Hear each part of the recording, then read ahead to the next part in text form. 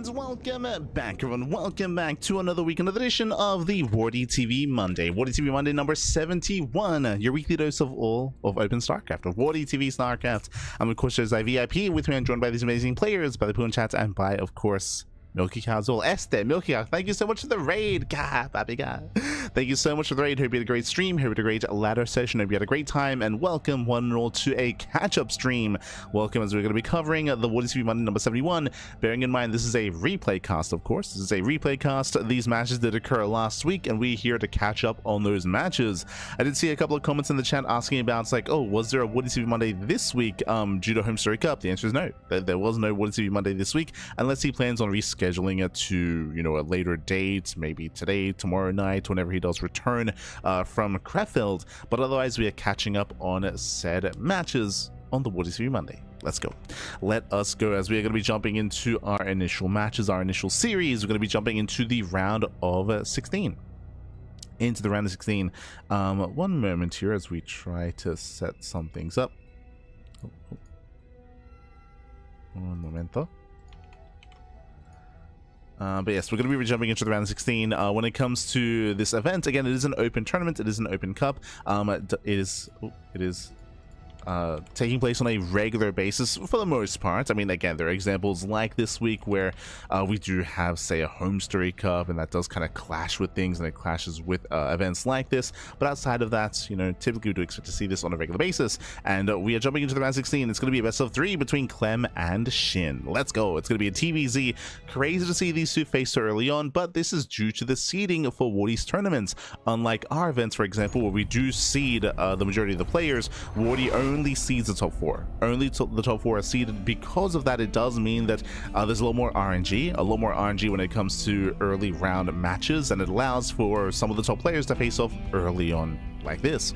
And spawning in the top left hand corner of Ruby Rock, we have the French Terran player, we have the red Terran representing Team Liquid. It is Clem.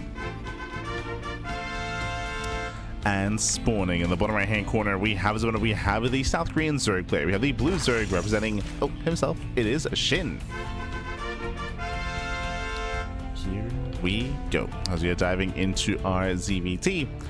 It's diving into game number 1. And again, when it comes to tonight's matches here, we're going to be covering the round 16 into quarterfinals, into semis, into grand finals. We have our 4 matches ready for you here. Once again, when it comes to this format, when it comes to this event, it is a weekly open tournament. It is a little bit more catered towards the European and Korean time slot and time zone. That is why you don't often see a lot of players from the Americas, whether it's North America, Latino America. They're not quite able to compete in this event just because of its time slot. But it does allow for some, you know, some fun matches here. Korea versus Europe. You know, it's great to see that on a regular basis. Again, when it comes to the WardiTV Mondays, Sparkling Tuna Cup as well, and at times Monday Night Weeklies. Monday Night Weeklies are very, very late, so there are higher chances that Koreans go to sleep before that, but there are some, like full DJ Koreans, that do decide to stay up. Players like herO from time to time, or Cure, or Solar, from time to time they do decide to like commit and pull an all-nighter. For now, though, we are moving out. Again, so far, standard openers, nothing crazy, nothing wild. There's no 2-Rax Reaper, for example. There's no Proxy Raxes. Everything's looking normal from the side of Clem. Likewise, Shin also going for his own opener as well. Actually going for a delayed gas geyser. Okay, so late gases out of Shin.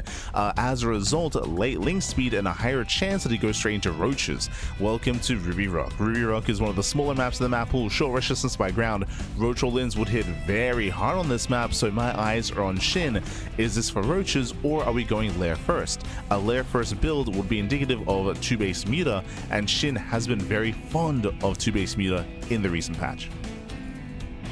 In this most recent patch. Again, for those that are unaware, with the latest patch to StarCraft, Muta play is a little more accessible, it's a little more viable in all matchups, just because of the buff to the Spire, or I should say just because of the reduced build time, and also the more effectiveness of Ling Bane. Remember, the Baneling now has extra HP. HP has been increased on the Baneling once Centrifugal Hooks is researched. That does mean that Ling Bane is much more effective, much more viable than it used to be. That is why for the past, what, 2-3 years we've had almost non-stop Roach Ravager and ZVT, but now we can finally get into Ling Bane on a more regular basis.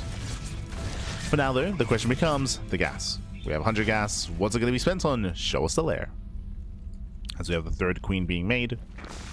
Oh no, link speed. Okay, never mind. So we're not rushing into a fast layer, we're going into link speed. Remember, this is delayed link speed, but also we're still mining gas.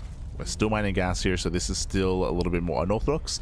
Bearing in mind that Shin's third is late third expansion here, so there's still a high chance that we're going into something like a lair or something like a Roach Warren or even a Bane Bust. Meanwhile, across the map we do see a 3CC 2-on-1 out of Clem going for his stim, so early stim timing here out of Clem, going for a second Rax and a delayed starport. So late starport, extra bio production here. This could lead into a Hellbat push, depending on how many Hellions are made, but it's only going to be 2. Okay, only 2 Hellions, does not invest in 20 more, and bam, there it is, a 340 lair timing. So now we see it was early links, sorry, I say early link speed, it was going to be link speed before lair. I thought it was going to be a lair into link speed. But regardless, we're still mining gas. Again, my eyes are still on Shin for Aspire. Still on Shin. Meanwhile, Clem, this early sim timing might just kill, to be honest. These early sim timings are kind of built to punish these early tech structures and to punish muta play as well. So I'm very concerned for Shin. If the plan is to go mutas here, then he is going to be vulnerable. Now, we have seen Solar be very fond of going into 2-base Hydra. Like Solar, he's been mixing 2-base Hydra in quite a lot over the past couple of weeks. Very Miyamika-esque. So technically, that is also on the table, but so far I haven't really seen any other player do it with any kind of regularity except for Solar. So I'm not entirely convinced that Shin would whip it out, but hey, we'll see together. As we're up to 4 gases, again, late expansion. Oh, there it is, hydrogen. Okay, good thing we brought it up. So as I was just mentioning here, 2-base Hydra has been something that we've seen quite a lot of, specifically from Solar, right? Like Solar's been embracing this quite a lot over the past couple of weeks, and I personally was attributing it only to Solar, but now clearly we're seeing that Shin is kind of taking that role as well. Whether Shin and Solar have been doing it independently, or whether Shin saw Solar whip it out and decided to go for it himself. The way this works here is a very strong, very kind of all-in style. The goal here is to hit with Hydras with your Hydra upgrades. Obviously no Eva Chamber. There's no Eva Chamber, there's no Banelings either. You're investing and you're committing everything into this strong Hydra timing, and this can kill. This can kill. The problem though is if you fail to really deal any critical damage, if you fail to break the third, and if you fail to break the Terran, then you fall behind. Why is that? Well, I mean, again, you're kind of delaying your upgrades, your Evo chambers, your tech, like everything's delayed for this one big all-in. And it is an all-in. As you can see here, no drones. No drones at the third. We have 4 workers and only 4 workers. So the goal here is to end the game. The goal is not to macro. Oh, nice catch. Yeah, Lynx, they slip in. They get almost a surround on the Marines. So far getting 2 SCVs. 2 SCVs, a handful of Marines as well, just softening up the army. Now, what does Clem need? Well, unfortunately, Clem has no information. He is not scouted. He saw the lair, but in his mind, this could be mutas or Hydras, right? One or the other. Clem, he's played against Solar in recent times, so he's fully aware of this build.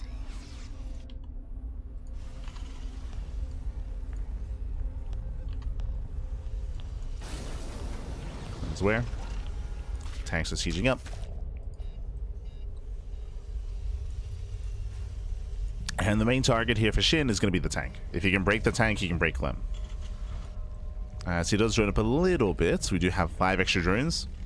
Hydras have arrived. Lynx are coming from behind. And can he get on top of the tank? He does start to step in. Breaks through the Hydras. Boys are being pulled. Lynx, can they get on top of the tank? They can. And the tank will go down. And without that tank, there is not going to be a defense here. Yeah, the Hydras have done it. The Hydras have done it. No more tank. A second tank has arrived. But now there's no buffer. Now there's no support. And the Hydras, they start to step forward. Oh, they're trying to get on top of the tank, but they barely cannot actually. Okay, Clem is holding. Clem, he barely holds on. That one tank was the MVP, but he still will lose 18 SCVs. The third base has still been broken. Now, we did mention that Shin was all in, and that is true. Like, Shin was very committed. Maybe that's a better way of putting it. Shin ideally wanted to kill, and he almost did. He didn't kill, but he did cripple the economy, did kill 18 SCVs. Now, that is going to be enough to try to even things up. I say even things up because now Shin is joining. Shin is taking gases. Shin is getting 1-1 upgrades. Shin is getting Infestation Pit. That should be for Hive, for Vipers, for Lurkers. Shin should be working on a 4th expansion soon as well. Shin is trying to macro up, and he has a lot of catching up to do. Meanwhile, Clem, because of all the economic damage, he's going to be forced back home for a little bit, but he's got 2-2 on the way. That's going to be a very strong timing here for Clem. Suddenly, momentum is swinging in favor of Clem, and Shin, the question becomes, has he done enough damage? Is 18 SCV kills good enough? I mean, we'll see. Okay, I do like this. We're getting safety infestors. This is going to be crucial. These infestors and their fungal growths are going to be key here when it comes to surviving the 2-2 timing. So Shin, he's building up. There's that 4th expansion on the way. Hive has now begun. And again, it's not going to be an easy defense here. Bearing in mind that Shin has no banelings, right? It's going to be purely a Ling Hydra infestor defense. That's why those fungals are going to be crucial. If they don't land, then Shin will not hold.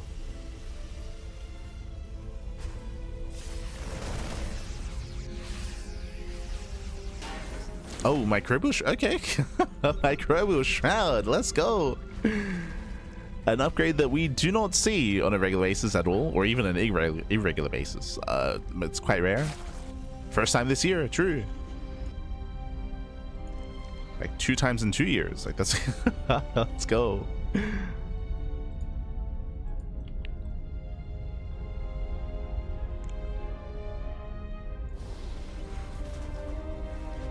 Shin, he is now going for his Baneling Nest, plus 1 melee's on the way. Again, he still has some catching up to do. We can see Clem really moving out with drops. Does go for the double drop on the right hand side. Shin is keeping up. Does keep up, does run away at the same time, and Clem pushing here towards the center. This army does feel a little bit fragile though. I'm just rotating. Shin diving on the medevac. He gets one. Gets one, and oh my god, almost gets the other, but 1 full medevac goes down. Nice pick up here by Shin. At the same time, Clem pushing forward. Here come the infestors. Here come the fungals. And it doesn't seem like there's enough bio here to protect the tanks. Yeah, Clem, he pulls away. He does recognize as well. There's just not enough here. He does pull back. He has to be so careful. Tank's getting hold on siege. He's gonna lose them. Yeah, 1 tank is gonna go down. He's gonna get 1. Gonna get just the 1. Takes down the first tank. The other 2 do get away. No fungals there out of Shin, going for Microbial Shroud instead. A bold move. I kind of think that this Microbial Shroud we saw here in the center should have been a fungal. It might have been a bit of a mistake. Regardless, Shin does pull away. We're dealing with the drops. Double Liberator here in towards the natural. Nice damage. A lot of drones going to be going down. The 7 drone kills. Distracting Shin. And he does have at least 3 more fungals. 4. Yeah, he's got plenty. First one lands. Nice connection. Very nice. Gets a double wall. 3 tanks as well. Yeah, 3 tanks go down. Shin, he's going to calm down though. He'll lose more infestors. Doesn't have enough here.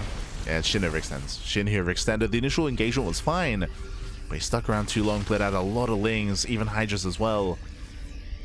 And Clem is going for the kill. Clem has momentum. You can see he's up 30 supply.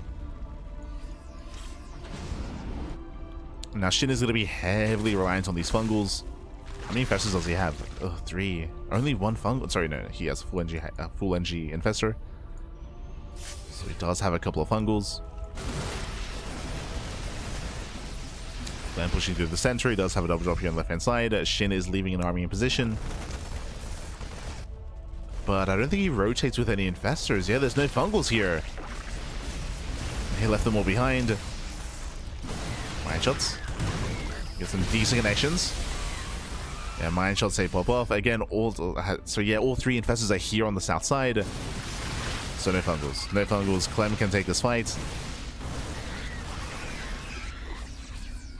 Well, keeps pushing in. Ultras have arrived though. They don't have the upgrades. But Shin, he's holding on. Okay. Now with the help of the Ultras, Shin, he's holding. Kindness plating is almost done. Shin still needs a little bit more time. And doesn't quite land the fungal. Not quite. Calm down, Shin. Calm down.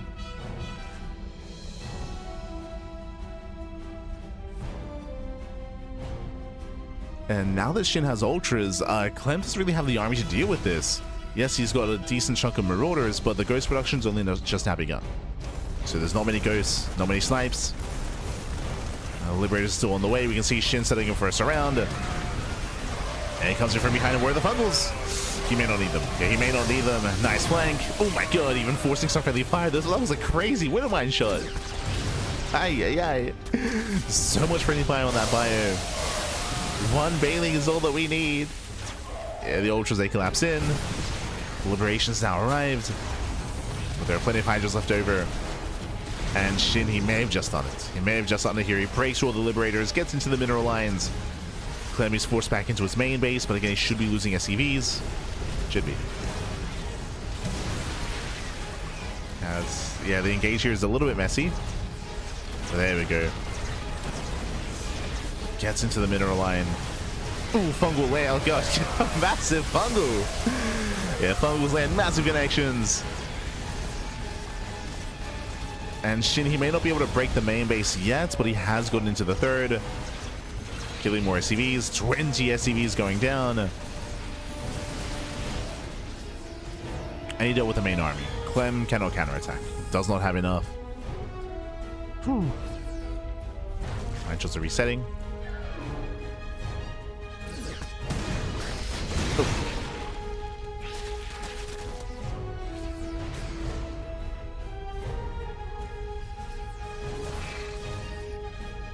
Shin backs off, he builds up. We have a Spire on the way that'll be to help to deal with the anti-air, to deal with the Liberators, I should say. As the Liberators, they are becoming a bit of a problem.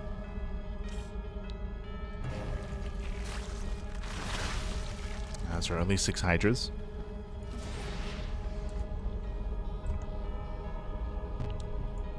Now Clem, he is taking another expansion. If he can get this base up and running, he can max out. The pressure's on Shin. He does spot the expansion. He's rotating. At the same time, Shin is distracted. And Shin, where are we going? Tries to peel off an army. Okay, he's got a couple of Hydras. He has some Zerglings. Ooh, and the Medivacs, they abandoned the Bio army. That was an expensive trade here for Clem. Sure, he forced a cancel, but he bled out a lot of units. Shin is now maxed out.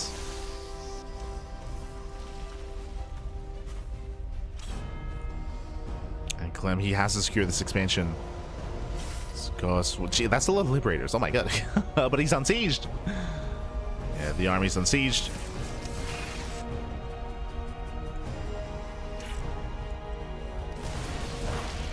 Getting up to 9 Liberators. Corruptors have now arrived. Shin has got his anti-air. Collapsing the army. And Clem's caught out. Yeah, massive Fungal. Clem gets caught out. Liberators get shut down. With a couple of mine shots once again. Fungals, they lock down the army. And Shin should reset the Liberator count at least. Yeah, Ultras are giving chase. They pull back through the blinding clouds, or through the micro shot even. And Shin does preserve most of his army. He bleeds out his Link Bane, that's true, and he does bleed out a lot of Ultras actually. Uh-oh. Yeah, a lot of Ultras go down. Shin, he wasn't fighting with everything. He still had a force here protecting against drop play. Oh. Oh god, his mine shots are brutal. Brutal connections. Again, Clem just being as efficient as possible. But again, he did lose so many Liberators. What was that? 7, 8 Liberators going down. Baneys are rolling in. Oof. Little mine does friendly fire. Oh god. Brutal connections on the Banelings. Yeah, the mine shots are crazy, baby, but in the end, there's still plenty of Banelings left over. And Shin gets the mineral line. Takes down the mineral line. 23 dead SCVs. Drop on the top side. Shin is ready.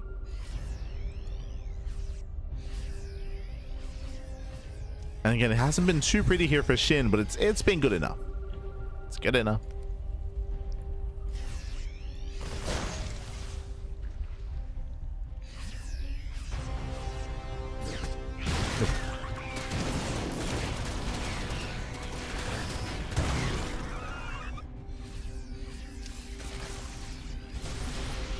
These one-man shots have been brutal. For both players, to be fair. We've seen some friendly fire. Like, I think we saw 2 big shots, like hindering and crippling Clem. At the same time, we've seen some juicy connections on Blink Bane.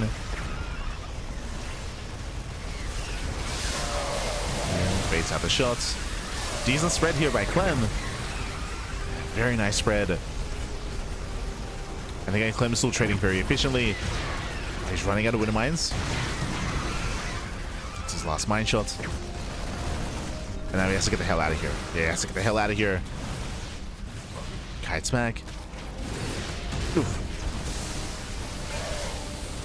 Being forced all the way back to his planetary. And the base is still low from earlier. Yeah, still low and it goes down. Oh my god, very nice fumble on the ghost. Catching every single ghost, baby. GG gets called, does catch the ghost, and SHIN, he will take game number 1. GG. Whew. GG, well played, SHIN. He does take a lead in the series. A very intense game 1, very back and forth. Initially, SHIN did have momentum. If you recall, he went for the Ling Hydra all-in that we were emphasizing. It was Ling speed first into a lair into Hydras, and we saw that SHIN almost killed Clem then and there. Remember, he killed 18 SCVs and a tank, but he barely couldn't break the second tank. The second tank was so clutch there for Clem. That second tank hadn't arrived. That would have been game, but Clem survived. He survived. He was able to build back up, gain momentum, and gain map control as well. And it was SHIN on the back foot until he got out his ultras. Right, once the ultras arrived, then SHIN, he was able to muster up his defense, hold on, and swing things back in his favor. Why was that? Because Clem was hoping to end the game earlier. Clem had no ghost ready. He had no ghost ready. He had no mass liberator ready either, so he was kind of caught out. He did transition eventually into Ghost Lib, but he did take some hefty losses in the road there, on the road there. GG, well played. With that, SHIN takes a lead, and now we're going to be loading into game number 2, going to be loading into Winter Madness. Let's go.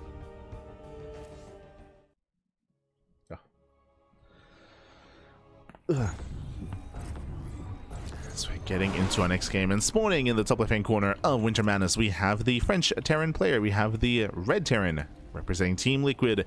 Down in the series, we'll see if we can force the ace match. It is a Clem. And spawning in the bottom right-hand corner, we have his opponents. We have the blue Zerg player, the blue Zerg player himself from the land of South Korea. It is SHIN. Here we go.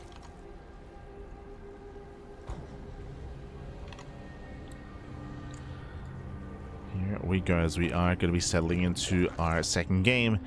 And again, we'll see if SHIN can close out here and now. We'll see if Clem can fight back and force the ace match. Now, welcome to Winter Madness. Something that we tried to emphasize last game is one of the reasons why SHIN went for his Ling Hydra all-in was because of the size of the map, and likewise one of the reasons why we saw so much aggression, so much fighting, and so many engagements was also because of the size of the map as well. But now, welcome to Winter Madness, a much larger map in the map pool. Because of that, there's a higher chance that we kind of slow things down and that we embrace a longer game. Likewise, though, I would also say that there's also a chance that we actually see mutas this time. Last game, we were theorizing, okay, it's either going to be 2-base Hydra or 2-base muta. It ended up being Hydras. This time, 2-base muta. I feel like there's a higher chance that that's going to be the case. Meanwhile, it's going to be a hatch pool opener. Once again, late gas. You can see here, late gas guys are typically, if gases are delayed this much, typically by the time we take gases, we're going to be skipping link speed. There's a higher chance it's going to be lair first. Now, we said the same thing last game, and to be fair, it was still a fast lair timing last game. So we're keeping an eye on the first 100 gas to see if we do rush into lair and if we do rush into mutas. Meanwhile, a big shout out to Sepulveda in the chat. Thank you, gracias, gracias. Thank you so much for the Switch Prime. Hope you enjoy the content, hope you enjoy the casting, hope you enjoy the StarCraft. Thank you, papi, thank you. Do appreciate it. Sepulveda. Bienvenidos. Meanwhile, standard opener out of Clem. Standard opener just going for a Rax expand. I say standard opener, yep, the first Reaper is moving out across the map, and we'll see if we can get catch wind on what exactly is going on and the timing of the gas and what the gas is going to be spent on. Reaper does quick forward. Queen pops out. Now, again, Clem should recognize, hold up, that queen was early. And it was, right? This queen is earlier than normal by a couple of seconds, and that is because it was an earlier pool and a later gas timing. Meanwhile, you can see here, link speed is being researched. but more importantly, we're still mining gas. We're still in gas, but only 2 in gas. If you remember, last game we kept 3. We kept 3 in gas, and that's what led into the fast layer timing. We're not prioritizing it as heavily here, but we're still mining gas, bear that in mind. And again, this typically should be for an earlier layer.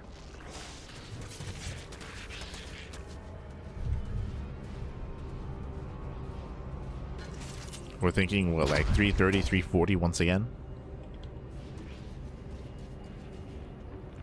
Meanwhile, Clem is going for a 3cc 111. Last game it was a 3cc 211, which led into an earlier stim timing. This time, no early stim timing. This time we're going for the starport. From here, we should be able to go for an add-on swap into Reaper Hellion. Sorry, into a reactored Hellion Banshee. My mind is so like TVP brained right now. It's like Meanwhile, when it comes to our gas, we have 132. We have a lot of gas. Are we going into early Carapace? Very early Evo Chamber here out of SHIN. Hellions, they attempt to bust into the bases. Boys are being pulled, denying the scouts. And yeah, my assumption here was that we were going to be rushing into an early lair, but no, we're rushing into early Carapace.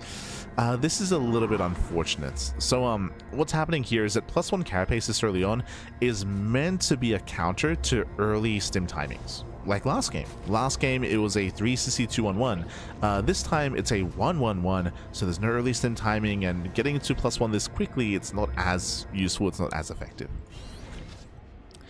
Now SHIN, he's about to scout, about to confirm, does come in for the surround, and does get one of the Hellions. Yeah, picks up a Hellion, gets a couple of SCVs, gets one.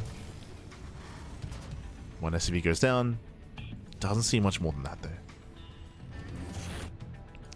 Now, Clem went for an interesting variation. I don't know if you noticed this, but despite going for a 111, Clem, he went for a really fast add-on swap out of Hellion production. Usually you get up to 4, 6, sometimes even up to 8 Hellions, but no, Clem only went up to 2, and then went into the add-on swap into reactored Marine production. So this is a really unique kind of variation of 3cc 111, where we're going into faster Marines, but we're still going for the Banshee play. A regular 2-on-1 build or a 3cc 2-on-1 would have gone into medevac production, but here we have like again an interesting variation where we have a cloak Banshees. We'll see if SHIN is going to be ready for this. Back at home, he has 1 spore. Yeah, the spores are not in position for this. Yeah, spores not in position. The Banshees, they do get across the map. 2, 3 drone kills and 0 detection. Wow. 0 detection. Very nice deception here from Clem with his build. Again, SHIN, he believed it was a 2-1-1. He believed it was going to be medevacs, and the Banshees caught him completely off guard. A late lair, late spores, crazy damage here. This should not have happened. But again, SHIN believed it was a different build, right? He was kind of sold and fed false information. So again, it was a really quirky setup, but it pays off. Pays off here for Clem.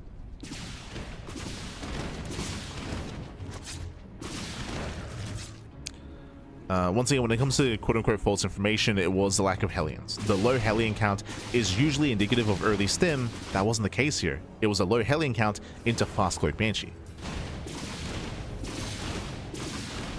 which is very unorthodox. I should emphasize that as well. This is a very unorthodox build. And can we force a cancel? What a last he does. Big cancellation, denies the 4th base. Ay, that is huge. And Clem, he might ensure that SHIN never gets a 4th.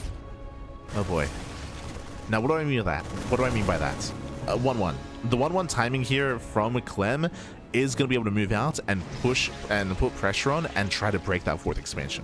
Again, without this 4th base, that is huge in ZVT, because that means, sure, a lesser and a worse economy, but more importantly, lack of lava, lack of production. Like, losing that 4th base is insane, and here comes Clem. And again, Clem's goal here is to break the 4th again, and just make sure that SHIN never expands. So Clem has momentum. Now, Clem only has 1 tank, true. Only 1 tank. And no Hellions because of the build, so this move out is actually weaker than normal. Typically there'd be Hellions morphing into Hellbats. Bathing shot in. Ooh, late reaction. Very late reaction. Clem taking a massive bathing shot to the face. Yeah, the splits were not there. Clem, he was busy looking elsewhere. He wasn't looking, Pap. He wasn't looking. Tank goes down and SHIN holds. Ay. And again, that shouldn't have happened here. Clem, he wasn't quite attentive enough. He didn't quite notice. Took some massive baiting shots to the face. And Shin's holding. Again, I assumed that Clem would break this position, but no, Shin, he holds on, he defends. But partly also because of the build itself. As I mentioned before, typically this move out from Clem would have Hellion and Hellbat support. Not here because of the build he went for. Meanwhile, double drop on left hand side. Shin taking a 5th base.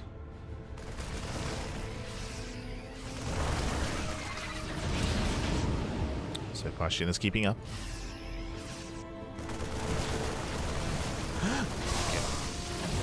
And does pull away. Pulls away, he does react. Oh, I spoke too soon as he will lose every Marine. One Marine survives once again, Clem. Again, it was focusing on the main drop. It's focusing here on the main push, going to be deflected. Shin quick to respread that creep.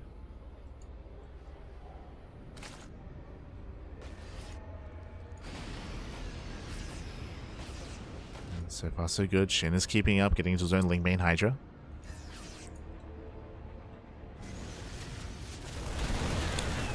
Interesting that he's actually going for +1 range, but he has no infestation pit. Okay. Yeah, he has no pits. Shin coming in for the surround. Trying to come in from behind. The hatchery taking a lot of hits. Oh my god, that's a friendly fire. Oh my god. Jesus. The Widow Mines, they did more damage to the Marines than the Bailings. But nice stepping here out of Clem. Does kite back, making use of the stroke point.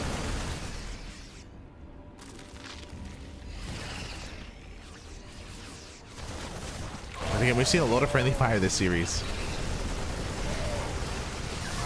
But not enough Link Bane. And not enough Link Bane here. Clem, he might just be able to stim and win. He can take the mine shots to the face. It's still fine. God, is this getting so close here? The Hydra's barely hanging on. Barely does defend. Shattered's a +2 carapace. Yeah, that was an anti-timing. 2-2 here for Clem, just not finishing up after the fight. Oof.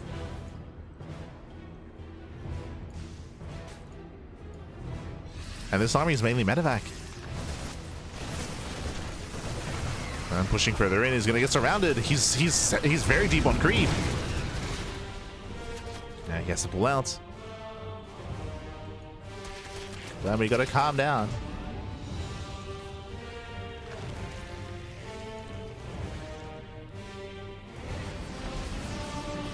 It's gonna still very tense. Clem's got 10 Widow Mines. What are they going to kill? Marines or Lynx? Ooh, as Clem is out of position. Shin pushing towards the natural. Bold move. Lynx, they slip into the natural. What am I? Zoot Burrow. And Shin, he's forcing himself further in. Nice clean up on the mines. And cleans up the mines. Lynx, they keep flooding forward, and 9 SCVs go down. And looks like Shin may have just done it here. He needs more Ling reinforcements. Oh, the mine shot. Mine shot goes off. Lings, they get into the other mineral line. They get into the third. And this is critical damage. So many SCVs are going down. 27 SCV kills. More Hydras are rallying over as well. And Shin, again, he's done it. He's breaking through. We have 5 Marauders. We have 2 Marines. With reinforcements, Clem, he might be able to hold on here, but he's taken so many losses. Once again, Shin chasing him down. Still rallying forward.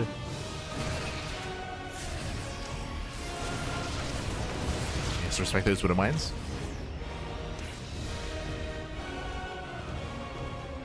Almost a nice 3-3. Jesus.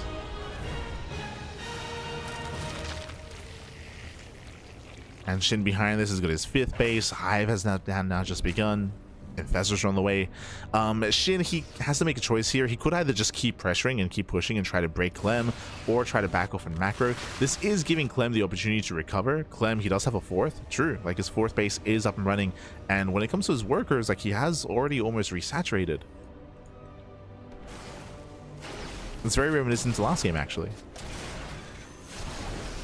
Where Shin barely didn't break Clem. Bailings, nice spread on the Bailings. Oh, but Clem's concave is a little bit too good. Jeez, that's a lot of Hydras. Hydras, they come in from the flank. Lings are a little bit late, but they do come in time. That shit depends. Yeah, SHIN, he does hold on. Cleans up all the mines, all the liberators. Now he has some fungals available. The quality of the army here is just getting better and better for SHIN.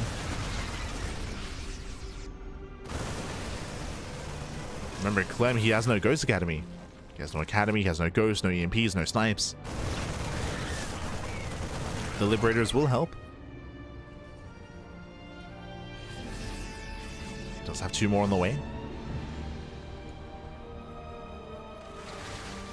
Meanwhile, SHIN, he has begun his own Ultra Cavern. Jeez. Okay, Clem has to be so careful here about those fungals. Nice thing run by. Lings, they slip in. We get some decent mine connections here on the Banelings. Some decent mines, but oh, the Lings, they do wreak havoc. Getting another 10 SCVs. Oh. Oh, that SHIN bleeds out a lot of Banelings. Nice mines, nice connection though. The fungals. Yeah, the fungal connects. Clem gonna be forced back. SHIN, he is still holding on. He still has 2 fungals here in the chamber. Still has fungals, still has Ling Bane. Ultra Cavern is now done. And again, there's still so much pressure here on Clem. He has been more efficient, that's true. He has been more efficient, but it's still not good enough. Oof. SHIN is out of position, responding with only Lings. Uh-oh. Yeah, this triple drop is getting damage done. Will kill the natural. Yeah, nice positioning here in the mineral line. Lings, they will still clean this up. Again, look for the trades. Oof. Some high shots are going off. We're still waiting for that fungal. Oh, does land, but where's the follow-up? Yeah, no follow-up. Not enough Ling Bane. Not enough Ling Bane is left over. Fungal doesn't land. We're out of fungals.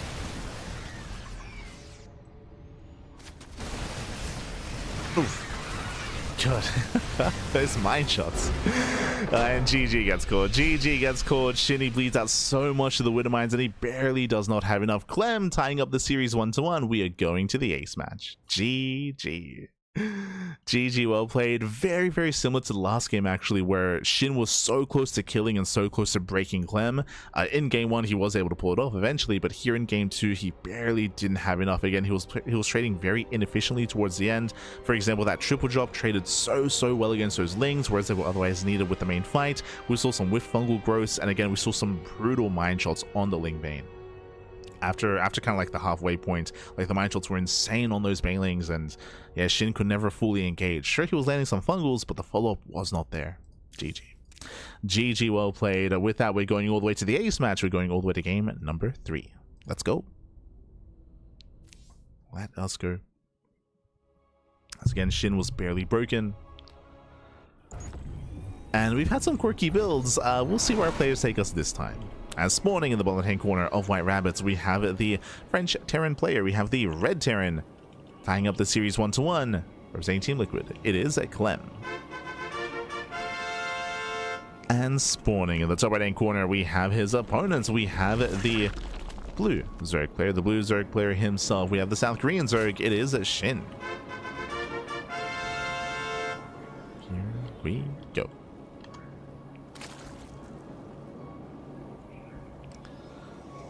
As we are going to be settling into our ace match into game 3.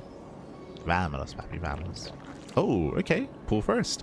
Again, every game so far, we've had some quirky builds out of both players.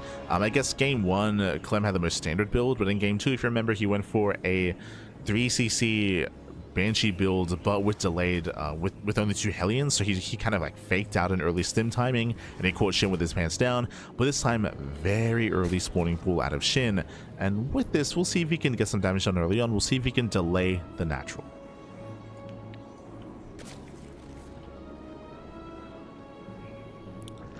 I believe the goal here should be to get a couple of Lings, skirt them around the edge of the map, avoid the SCV, avoid the Reaper, and try to delay that command center.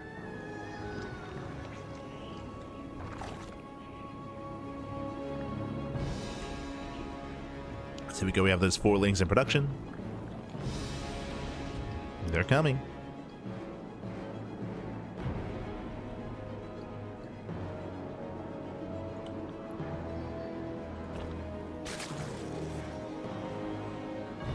Sorry, 6 Lings even, okay. 6 Lings on the way, as we mentioned, is going to avoid the SCV scouts. Now, Clem, he should recognize how late the expansion is, and that should force him to keep the Reaper at home. So SCV moves out, sees the timing, confirms, and you can see the Reaper should be hunting for those Lings.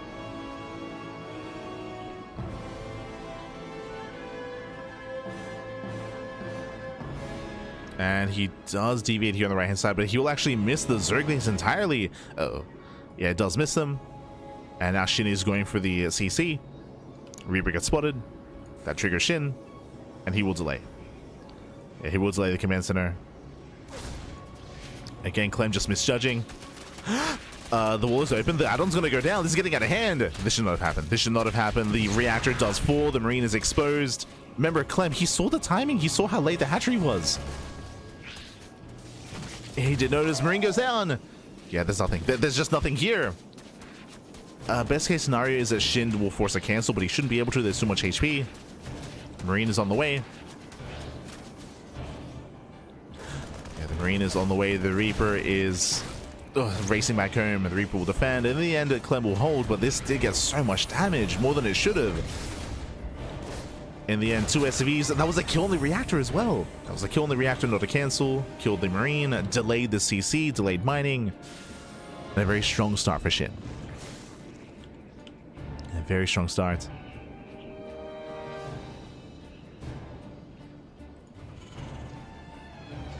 Again, Clem, he just overshot with his Reaper.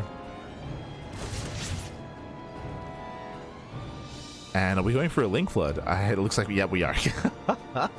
So SHIN, he does have momentum, he does have a lead, and because of that, Clem feels pressured to recover, right? He feels pressured to be greedy, cut some corners. You can see here he's going into delayed reactor Hellion production. Because the Hellions are late, the Link Flood is going to be that much more potent, that much more effective.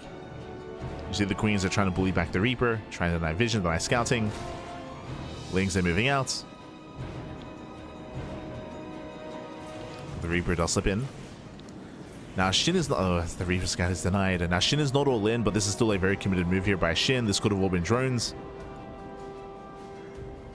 And what is that home to defend? The Hellions, they get spotted. Okay, the Overlord spots the Hellions moving out. As the Hellions move out, the Lings are moving in, and once again there's only 3 Marines to defend. Oh god, they're gonna get surrounded. Yeah, they get surrounded. Massive pickoffs here. Getting 1, 2, or 3 Marine kills. No, sorry, 1 Marine does survive, just barely. And Clem will hold. Clem, he does hold on, still losing 4 SCVs. But this could have been worse. This could have been so much worse. As again, that 1 Marine did survive.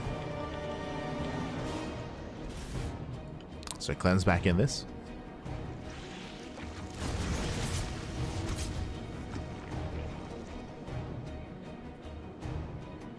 SHIN going for another Link Flood. Okay.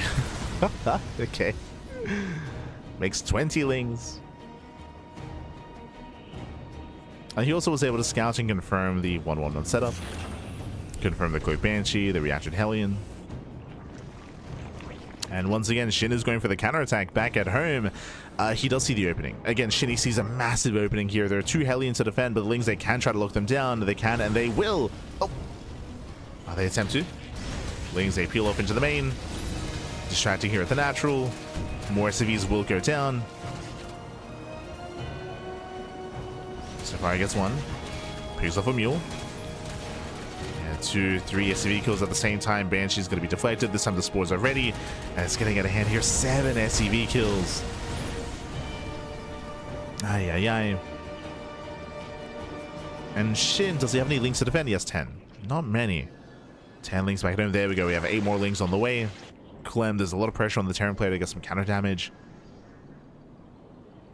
Clem knows he's in a rough position.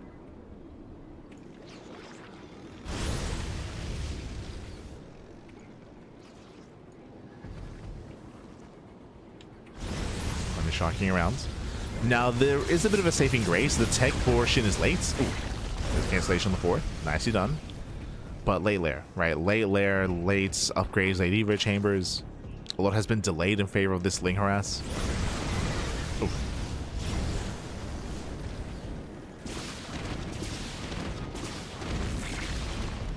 Manages a delay the 4th race once again. Uh-oh. SHIN, he needs a 4th.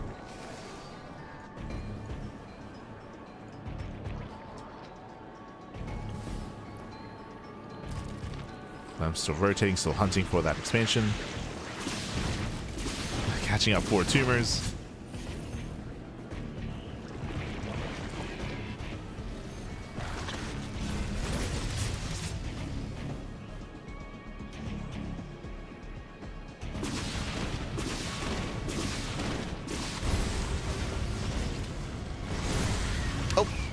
Late reaction. Yeah, late reaction out of Clem. He will lose these Hellions. It's a bit of a late reaction. Hellions are going down. We have more Lings on the way. Back at home, what is it to defend? Stim has been delayed, but it will finish up in time for the main fight. He's going to have 1 tank. He's going to have 1 tank. Going to have his bio army. Clem is actually pushing. As Clem pushes, Lings are moving in. Oof. As Clem is out of position. Losing more CCs and even forcing a cancel on the CCs or in the factory. Does force a cancel. Nice pick up here by SHIN. This one Overlord has given SHIN so much information in this game. Every time Clem moves out, SHIN, he's seen it. Like this one Overlord. He just keeps spotting all the move outs. Once again, SHIN sees the move out, so he just attacks. Oh god. The MVP Overlord every time. This is applicable to the early Reaper, to the early Hellions as well. Like every move out has been spotted.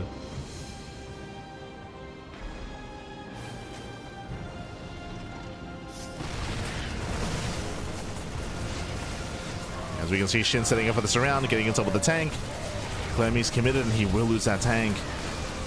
Trading as efficiently as possible. He does snipe 4 of those Hydras. Clem getting what he can. Okay, the real question becomes, will this Overlord ever die? Like, this game, will it ever be dealt with?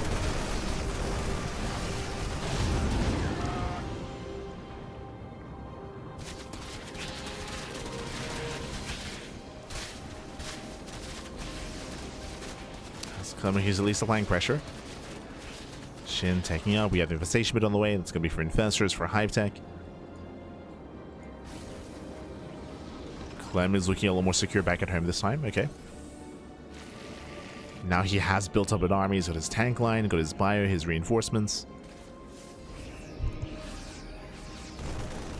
We are looking to stabilize.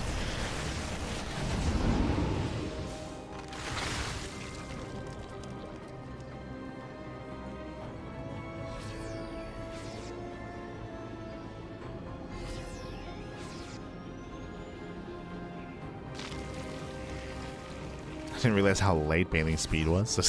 10-minute bailing speed. Let's go. Let's go. Hydras, they trade decently, getting one of the medevacs. Double drop is spotted. SHIN is in position.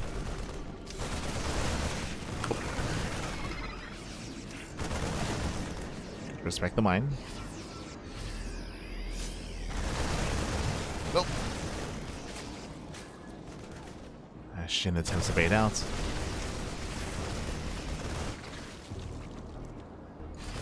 SHIN's main army does push. And potentially looking to flank the drop.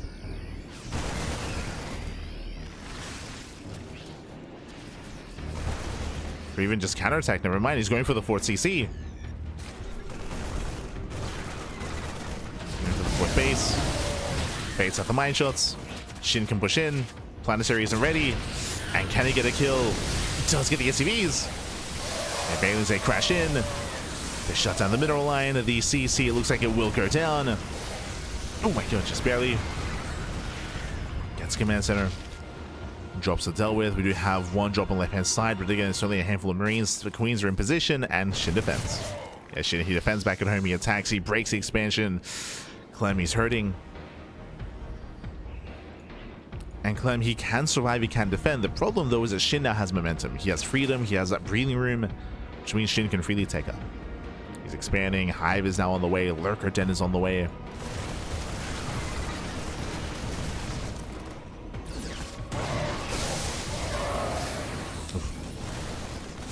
Catches a full medevac.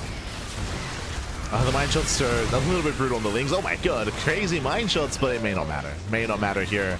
Bailey's a roll in, they get into the mineral lines. Actually just ignoring the SCVs, going straight for the Bio Army instead. Oof. And they do connect. Yeah, they do connect. GG gets called. SHIN, he breaks the natural, and SHIN, he will take the series 2-1, knocking Clem out in the round of 16. GG.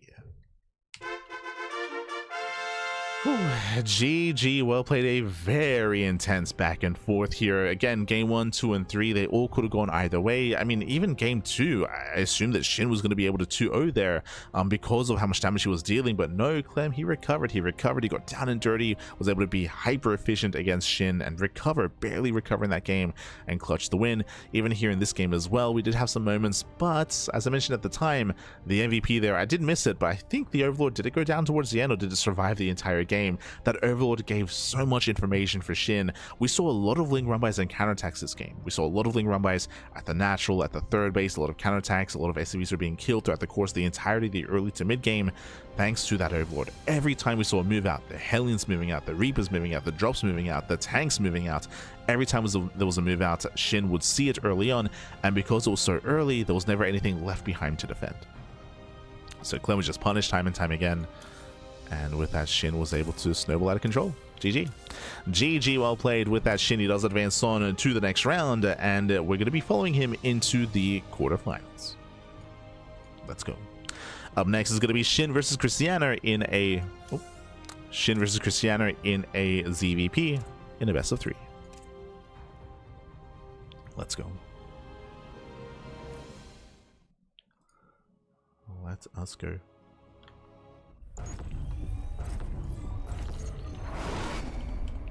As spawning in the top left-hand corner of Ruby Rock, we have the Blue Zerg player, the Blue Zerg himself from South Korea. It is SHIN. And spawning in the bottom right-hand corner, we have his opponents. We have the Polish Protoss player. We have the Red Protoss representing Offside Esports. It is Krystianer. What the hell's going on? We're gonna be spicy, Bappy. As SHIN, he moves out with his drone and he's setting up for a hatch block, or for a proxy hatch. So the drone does veer off towards the top side, moving out towards the natural, and we'll see how Krystianer reacts, as I believe this hatchery should be to disrupt the wall. Actually, no early pull. Okay, no early pull timing. So it's going to be hatch. He was checking for a pylon block. So no pylon block. We're keeping that drone on patrol. Now moving in. Now going for the hatch block. This should be here to block the expansion. If there was an earlier pull timing, then we could disrupt the wall, but there's no pull. Here comes that hatchery. Now, with our initial openers here, Krystianer, he scouts with the probe. He sees there's no gas and he sees there's no pull timing, so he's fully aware that there's nothing really threatening him, but he still has to deal with this to expand, right? This is still going to disrupt him, so we have a Zealot on the way. We're walling up, Krystianer, he opts not to pull the boys, which means this is going to be a massive delay. It's going to be a big delay here for Krystianer. Now, there's a bit of a give and take here. There's some pros, there's some cons. On the one hand, yes, Krystianer, he will have a very delayed expansion, but there is going to be a window in time where Krystianer, he's going to have 2 Zealots and 2 Adepts, right? Here comes the second Zealot, and the next unit should be an Adept at this lineup with the Cyber Core and the second Gateway. So it should be 2 Zealots and 2 Adepts. This will be dealt with, and then Krystianer can counterattack. And that counterattack can get out of hand. We have seen some Zerg players respond and defend with some spine crawlers, just because Ling production, Queen production, Ling speed, it's all going to be delayed. We'll see how SHIN reacts. as SHIN has forced out all these units very early on, and Krystianer has to make use of it. Ooh, as we let the expansion finish. Okay. Hatchery does finish, which means SHIN is going to delay even further. It's going to be a Stargate before Nexus. Broodlings, they nibble on the pylon. Nothing major.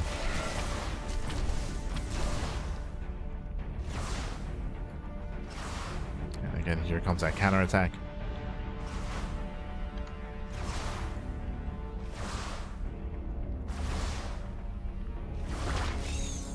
Go. I see in chat, was SHIN seeded like 15? SHIN and Clem, they were, I believe, random seeded, both of them. The way that I was actually gonna talk about this after that last series. The reason why we saw SHIN versus Clem in the round 16 is because Wardy doesn't seed. It's random. Wardy, he only seeds the top 4 players from the previous tournament. So there have been some weeks recently that Clem hasn't been playing or he hasn't been competing. So as a result, like, you would just get random seeds. So again, it's only top 4 from the previous weekly. Then you just gamba back. Just roll the dice. Meanwhile, the army has arrived. He's going for the queen. So far, there's 3 queens, a good amount of zerglings as well, and SHIN is holding. SHIN, he's holding on. He's keeping up. Ooh, and he does get a queen though. Where are the zerglings?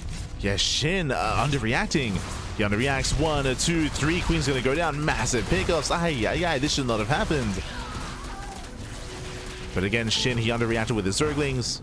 Krystianer, he does get some value here. The oracle's not done. No spore here in the main base, but in the natural, because the queens are meant to be the anti-air. Oh, and this is getting in hand. 5 drones, 3 queens. Lings, they can't counterattack. There's more oracles on the way. And even though SHIN had a nice start, Krystianer is punishing quite hard. It's punishing. Oof. Krystianer getting up to 7 drones.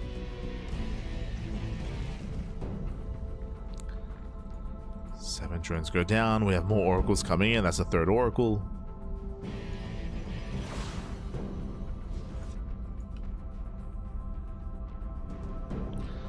But I should also emphasize that is unique to Wardy's tournaments. The WardiTV Monday has, again, only seeding for the top 4 of the last week.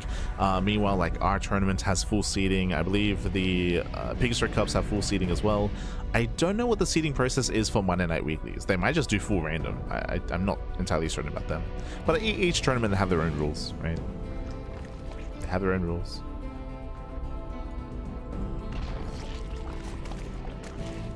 I say we do full seeding. I believe we do full seeding only if you have like a Ligulac. Like, I believe below a certain rating on a Ligulac, we just random. Yeah.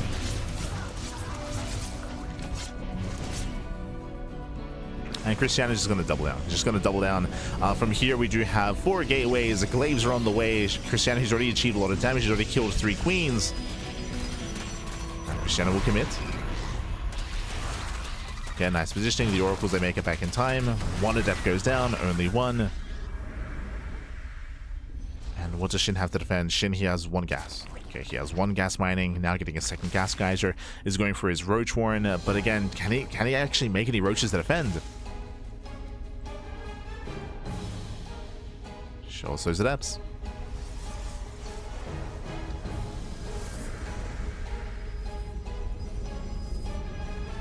And here they come. Yeah, roach warren's just not finishing up. There's not much gas, only 2 roaches. That's all SHIN can afford. Okay, up to 6 on the way.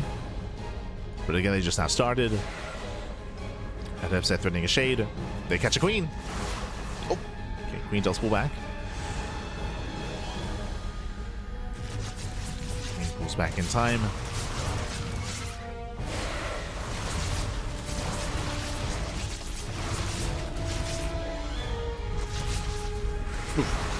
Shading into the 3rd. Meanwhile, Lings, they were in position. Nice round here with the Lings. Okay. SHIN holds. Yeah, SHIN does hold on. Lings, they were in position.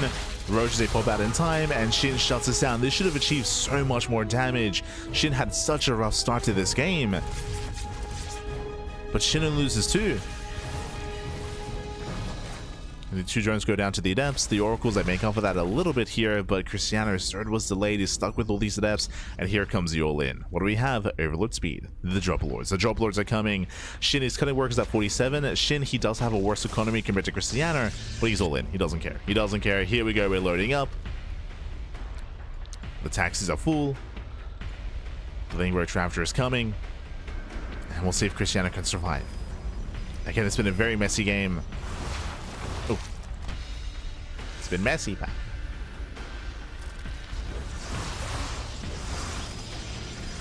SHIN throwing away Zerglings. Can he spot the stasis traps? Ooh, massive connections. Yeah, one does connect, the other as well. Not bad. With that, the shield batteries are still on the way. Oof. SHIN, does he have enough?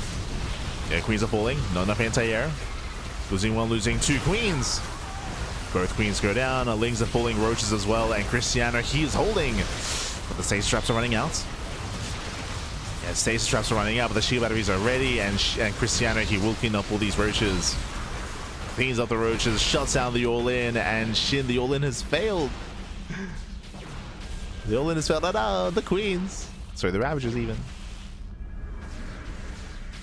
SHIN has to pull away. Did kill 19 probes. Oh, okay.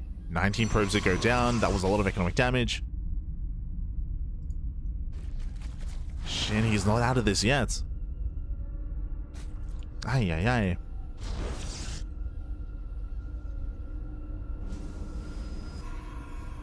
So thankfully for SHIN, he was able to get some economic damage.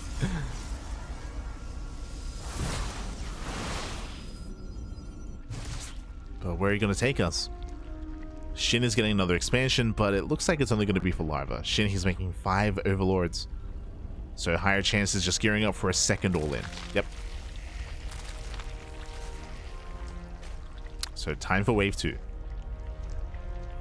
It's time for round 2. Krystianer, unfortunately, where's Blink? Oh, he has not. Blink should be done by now, but there's no Blink. Just now going double robo. Late robos here by Krystianer. So even though Krystianer survived the first wave, like, he's stuck with a very low quality army. It's an Adept Stalker. By now he should have at least Blink and at least some Immortal production. So the follow-up is very late, right? The follow-up is very, very late here for Krystianer. Partially because of the economic damage. True. It's because he did lose at 19 probes. Lings, they flood in. The wall's not a wall. Lings, they flood into the bases. Roach Ravager pushing forward. And probes are going down. Oh, no reaction. No reaction. So much economic damage. 22 probe kills. And even if she doesn't break the third base, he has done crippling damage at the natural in the main. Yeah, everything has gone down. 34 probes. Ay, ay, ay. GG gets called. And SHIN, he does take game number 1. GG. GG, well played. SHIN, he does take a lead in the series. Again, Krystianer, it was just a very shaky game. Very, very messy game here from both players where SHIN, he did sustain a lot of damage early on. He was able to delay the expansion, but he lost 3 queens. He lost 3 queens to the follow-up, 3 queens, and 5 drones in the defense. Likewise, to show Krystianer, because he was ahead, he went into Glaive Adepts, but he got surrounded. His Adepts got surrounded. The Adepts, they did no damage. He killed 2 drones. 2 drones went down. That was not worth it. And with that, SHIN was able to defend, turn that into an all-in. I will say that Krystianer had a very impressive all-in thanks to his stasis traps, but he still lost 19 probes, right? He defended against the all-in, but his economy was still crippled, and that slowed everything down. His Immortals, his Blink, everything was delayed. And here we go. Here we go. We're getting into game number 2, and spawning in the top right-hand corner of Tourmaline, we have the South Korean Zerg player. We have the Blue Zerg. Leading the series 1-0, it is SHIN.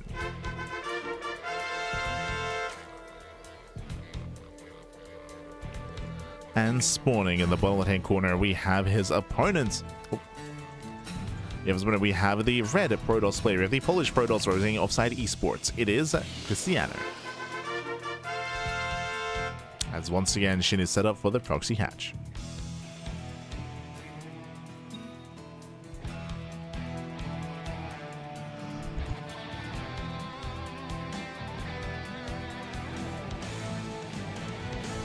Yeah, speaking of it, this time it's going to be a much earlier hatchery. Remember, last game, Shin went hatch first. He went hatch, then into a hatchery, then into a spawning pool. This time, the proxy hatchery has been prioritized. It's still going to be a delayed pool, though. Or is it?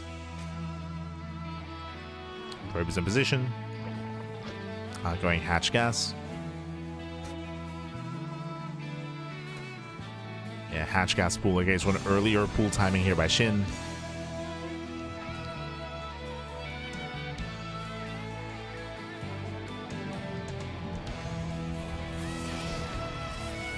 And once again, just like last game, it is going to be double gateways, a 2-gate response, double zealot, double adept, and that leads into the counterattack. We might even see Krystianer go for the Stargate before expanding again. Might even see. And we'll see if Shin cancels or not. I mean, there's plenty of HP. Yeah, there's plenty of HP, so it probably would be worth it to just let it finish, delay even further.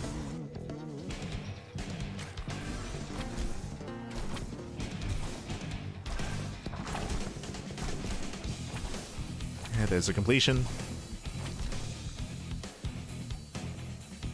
And Shin is just buying time. He's buying time for his queens. Buying time for his defense. He's also holding onto that larva. And there it is. Stargate before expanding.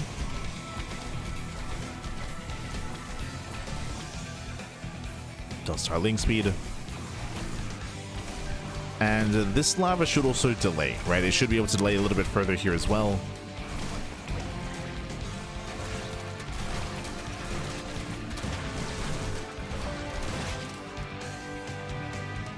Shinny has a couple of seconds. There it is. Starts up a pair of lings. This is again just keeping the army busy. It's still only one pair. There's a cancel. Ooh, doesn't quite make another pair there. And it's gonna be 4 adepts. Jesus. So 4 adepts, 2 zealots. Back at home, what do we have to defend? It's gonna be 2 queens. So 2 queens and as many lings as possible. Shin Kane workers at 20. This time he's getting spores. Remember, last game he was caught off guard by the Oracle, but the Overlord confirms, and this time the spores will be ready. So far it does feel like a cleaner defense out of Shin. 3rd queen has arrived.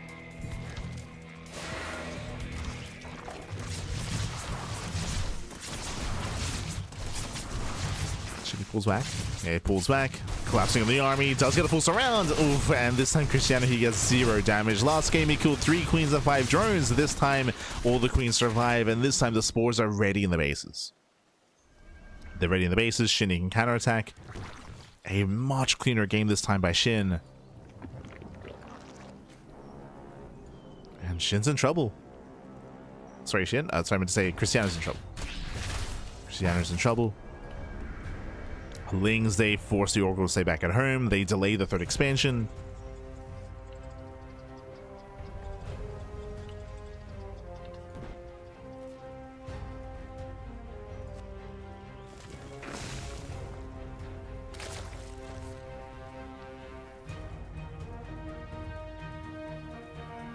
Delay.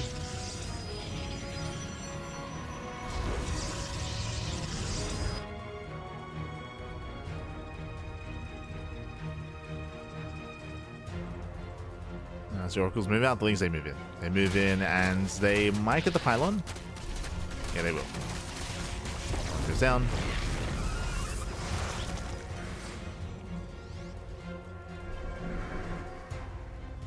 Again, there's a lot of pressure on Krystianer to find some damage. He's got 2 Oracles on the right, he's got the Adepts on the left.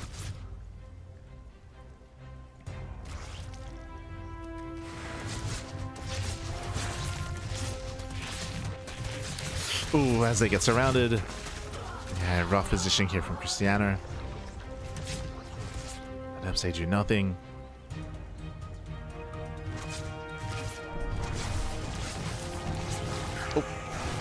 Oh. Better flyby though. He does get 4 drones. 4 drones in total, but the oracles are pinned back. At the same time, there's at least 1 oracle back at home, but it's out of energy. Oh, good. Yeah, the oracle's out of energy. I'm not too sure as to why. Okay, there's the energy overcharge. Does hold. Does hold, does defend. Oh my god. Calm down.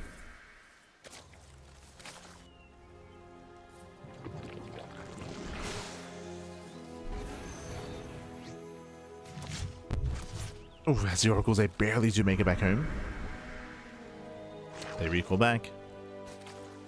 And again, SHIN is looking very comfortable. SHIN is up 20 workers. He has what, 64, now down to 62, taking his gases, getting another expansion, droning up even further, full 3-base saturation. Krystianer, his own third, it's only just now getting started, really. Just because the early to mid game has gone so poorly here for Krystianer, it's been rough.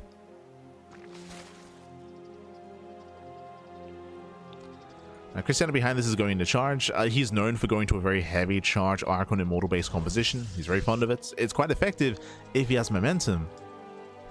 The problem is that he doesn't.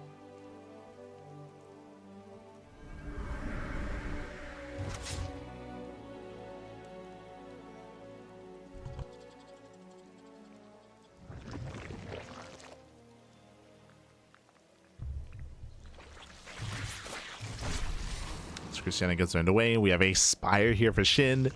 Don't know if he needs it, but sure, why not? Going for the Spire. I mean, Lings, they confirm all the sentries. Seeing mass sentry like this is indicative of a more immortal-based composition and charge-based composition. So this is calculated out of SHIN. SHIN knows that there's a very low chance that Krystianer has Blink. Right, very, very low chance. So no Blink Stalkers does mean there's less anti-air. Means that mutas are more effective. These hallucinations may be able to confirm the Spire.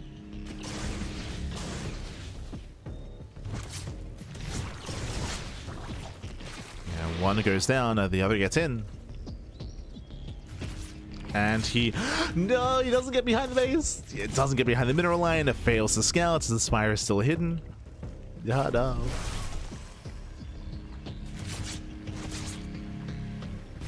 And here come the mutas. Whereas otherwise we could see Phoenix production, we could see Blink being researched, we could see cannon shield batteries in the mineral lines.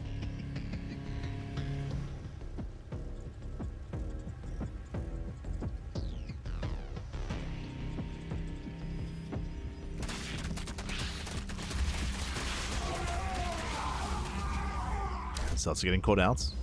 Again, just causing a big distraction. Forcing out some shield, some force fields. Ooh, catching out the Archon. Who catches through the Zealots. They do trade well towards the end against the Roaches. But here come the mutas. Yeah, mutas are going for the army, they're going for the Oracles. Gets one. One Oracle goes down, zones back the army. Again, there's no anti-air here. The anti-air is the sentries. And with that, he'll focus on both High Templar. Both Templar go down. Another Oracle. So 2 Oracles, 2 Templar. No damage in the main base. And he's forcing Krystianer all in. Krystianer is completely all in.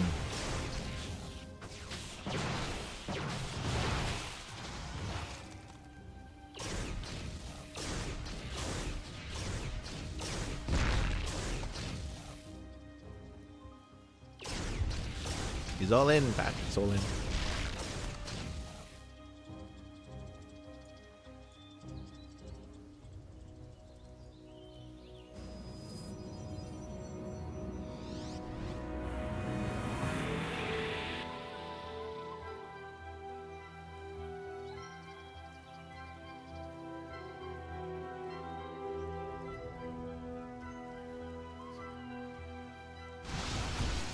And with this, he won't be able to reinforce. We do have mutas that hit the 3rd base. All these probes are going to be going down. We're going for the base trade. Let's go.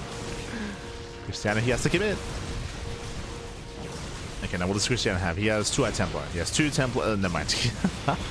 0 Storms. So 0 Storms. Morphing in Archons. SHIN instead, he's committing to the base trade. He breaks into the natural. Every probe is going down. And I believe that there's no probe. There's no probe on the map. There's no way to build any other buildings. Drones, they escape. Drones get away. We have more hatcheries, more bases. And Krystianer's down to 0. Yeah, down to 0 workers. Krystianer, he cannot win this game. He can try to race back home, and he is. He has to. You can see he's racing everything back home to defend, but he still leaves some supply across the map to kill drones, to kill some buildings.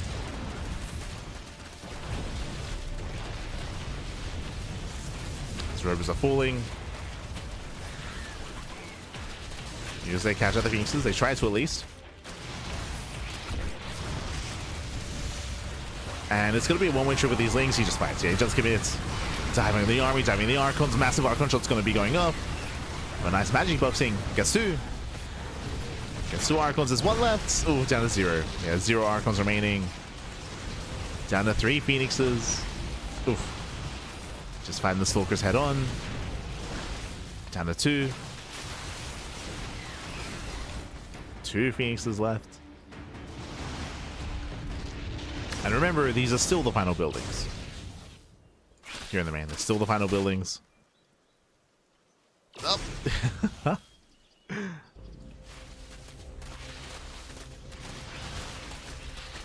SHIN did lose all of his drones, actually, and he has no mining. SHIN has no mining, so what you see is what you get when it comes to his buildings as well. Oof. Down to 1 Phoenix. But there's still so many bases, so many buildings left here for SHIN. No, the final Phoenix, get out of here.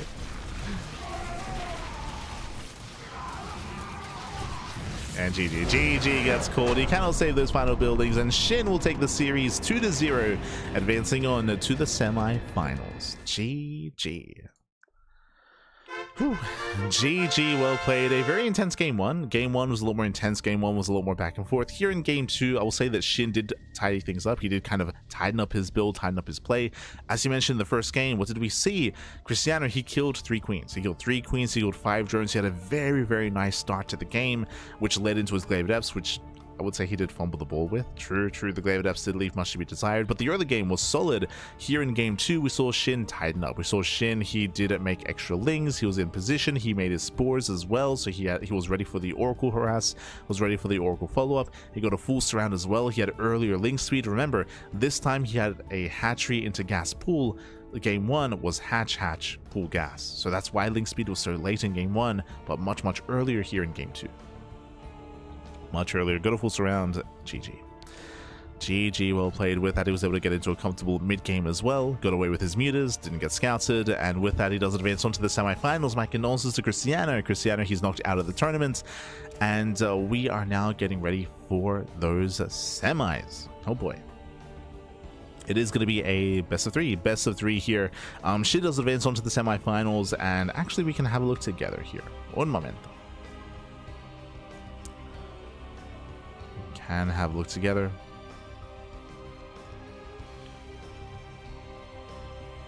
Bam. Okay, so we have our semi-finalists.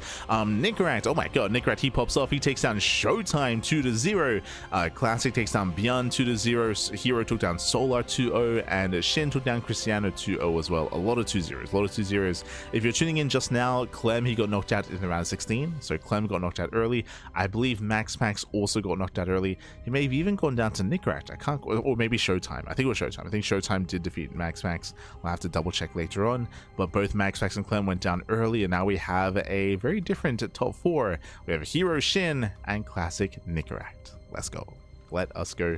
Up next, we do have our first semi-finals. It's going to be Classic versus Nicoract in a best of 3 TVP. Now again, Nicoract, his best matchup is Terran versus Protoss. That's why we have seen Nicoract take it to MaxPax, take it to herO. That's why we see Nicoract taking down Showtime 2-0, for example. Like, this is where Nicoract can thrive. And I'll say that this Classic, of course, is one of the best Protoss players in the world, but Nicoract, he does have a chance here to pop off. We'll see if he can. He already took down Showtime. Can he do it again? Can he do it again? As we are getting to game 1, game 1 is going to be on Winter Madness.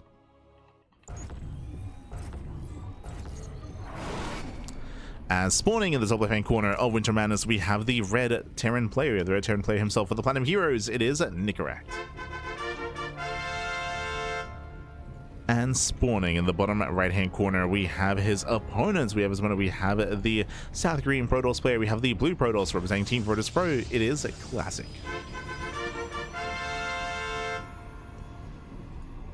Here we go. We have a matchup. We have our TVP.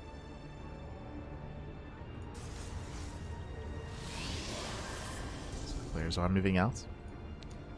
And typically when it comes to Nicoract's play, he's hyper aggressive. He's very reminiscent of Percival, actually. Very reminiscent of Percival, very reminiscent of Bunny as well. But Nicoract, he is hyper aggressive. We see a lot of all-ins out of Nicoract. I think it's the Bunny. But we see a lot of all-ins out of Nicoract, and we'll see how aggressive he plans on being here on Winter Madness. Again, the map is larger. It's known for longer and later games, so there's less of a chance that he's able to pull off something cheeky early on. But we'll see, as he does open up double gas. Double gas opener out of Nicoract, going for a faster factory, going for a delayed CC, going for something more tech heavy. This can lead into commitment into Reaper Hellion. This can lead into early drop play, early cyclones, early tanks. Let's see.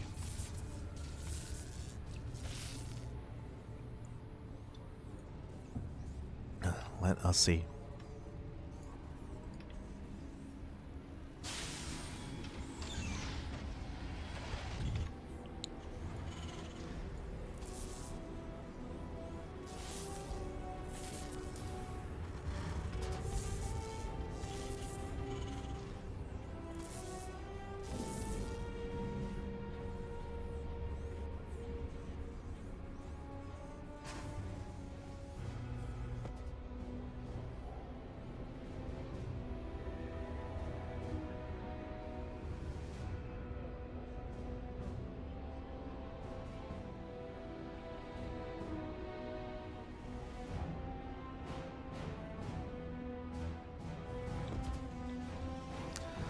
So yeah, from here we're building up. Building up at.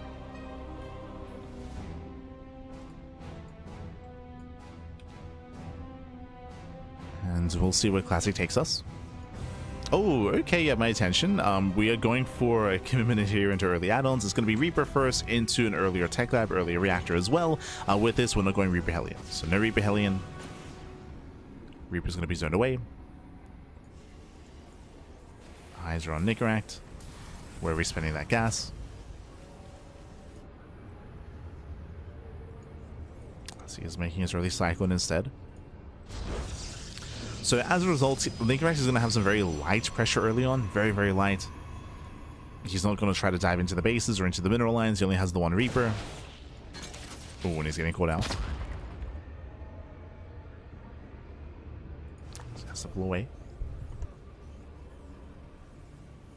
Behind this, setting up for his drop. Setting up for the follow-up. Meanwhile, Classic, we'll see how safe or how greedy he's going to be. So far, he only has 2 gateways, so 2 gate blink out of Classic. It looks like he may go for a faster third.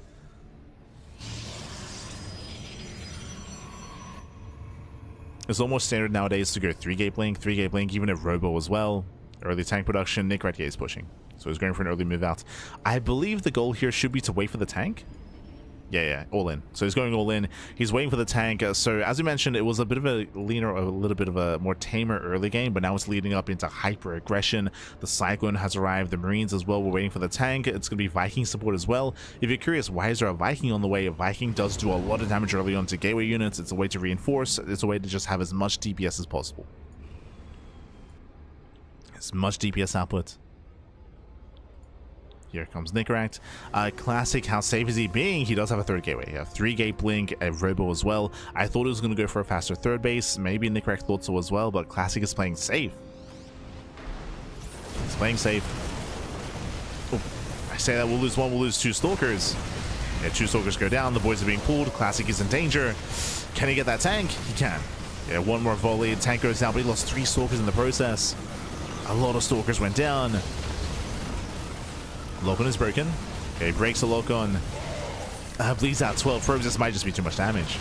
12 probes go down. Oh my god, another Stalker. I'll pick up Micro. Saves the Cyclone. Oh my god. Ooh, Cyclone finally goes down. And I believe Classic is held. Yeah, the Immortal will pop soon.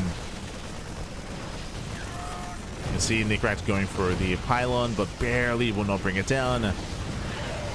Yeah, pylon survives. Everything gets cleaned up. Classic does hold, and Classic still has a higher worker count. Classic, he lost 12 probes here in the defense, but that's not good enough. That's still not good enough. Nicoract, he was all in. That had to kill. That had to end the game, and that fails to do so.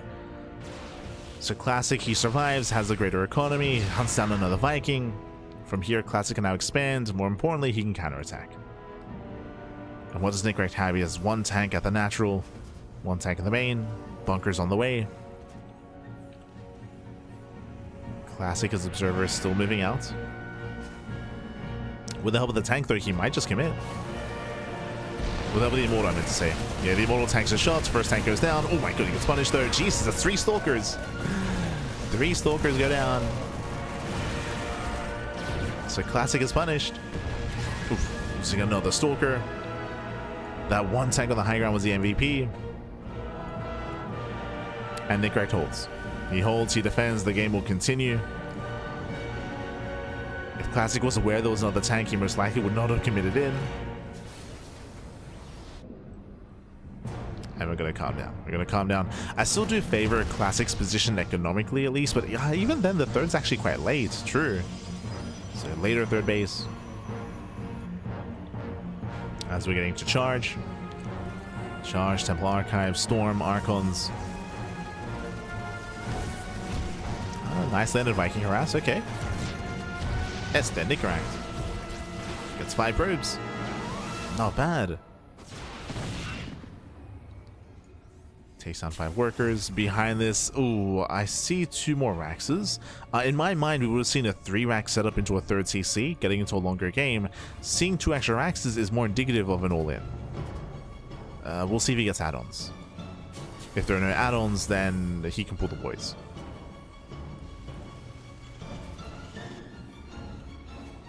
Eyes are on Nicoract. Otherwise, this would have been the time to expand. Yeah, no add-ons.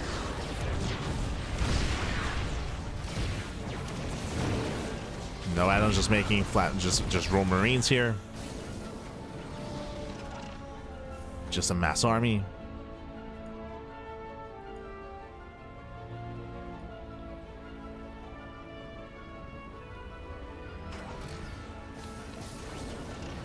And we're expecting the boys to be pulled. Here comes the move out. Tanks are on sieging. Sim is finishing up. Here we go. The boys are being pulled. Again, as soon as you saw these 2 Raxes like that, it screamed 2 base all in. It's go time. It's all or nothing. Classic, he does confirm. Wow, he sees everything. The Observer does spot the boys being pulled, does spot the SCVs. Storm is ready.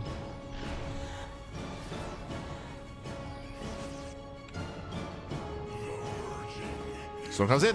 Ooh, brutal connection. Does soften everything up. Let's go 3 more storms. Zoning storm instead. 1 attempt gets sniped. Still 2 more storms. At least. Oof. Oh god. Punishing the SCVs. 11 SCVs go down.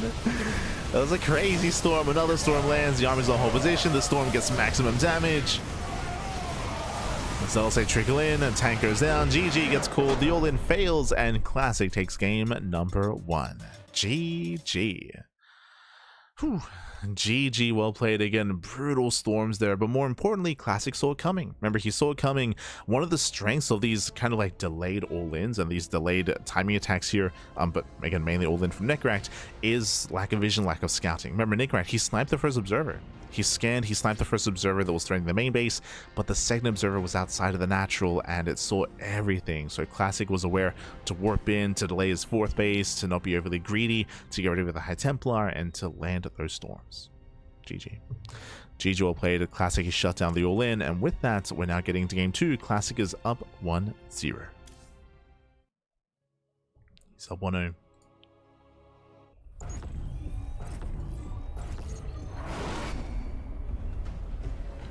Spawning in the bottom right hand corner of Ruby Rock, we have the red Terran player. We have the red Terran player himself. We have the Terran player for the Platinum Heroes down in the series. We'll see if he can bounce back. It is Nicoract. and spawning in the top left hand corner, we have his opponents. We have the blue Protoss player, the South Green Protoss for Team Protoss Pro. It is Classic.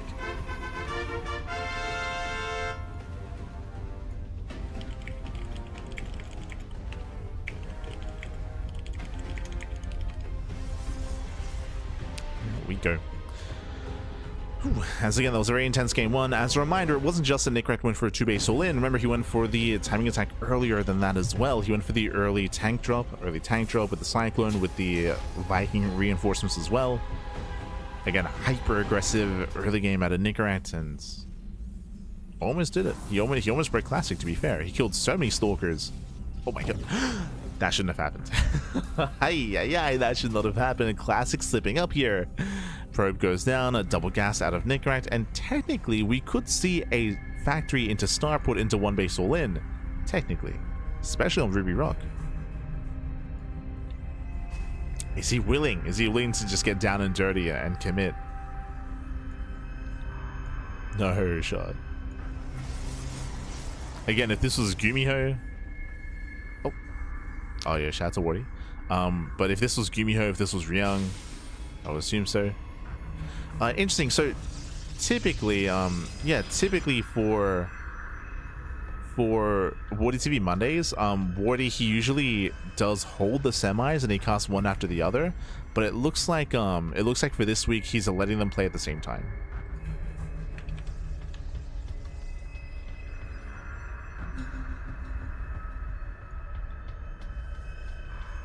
So they're playing at the same time.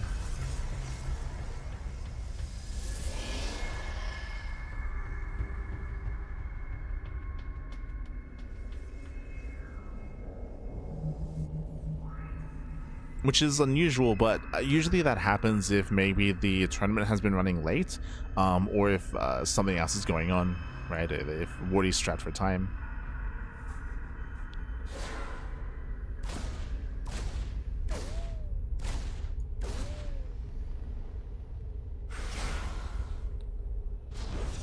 As Nicoract did expand. Again, it was double gas, faster factory into his own CC.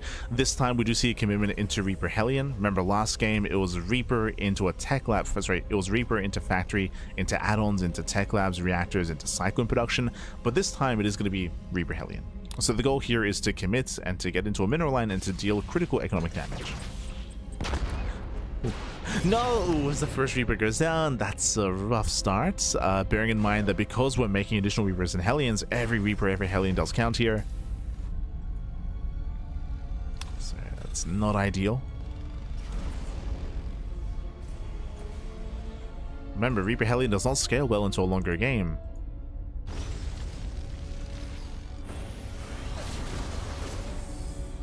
And up shades into the natural, delays the CC. Oof. Not like this.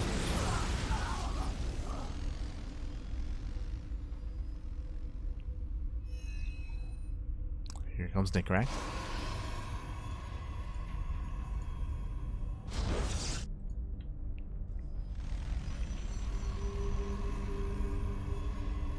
Nicoract, he does move out. We have a full wall here at the natural. I say full wall, there is a way in technically, but there are 3 Stalkers. Yeah, 3 Stalkers in position.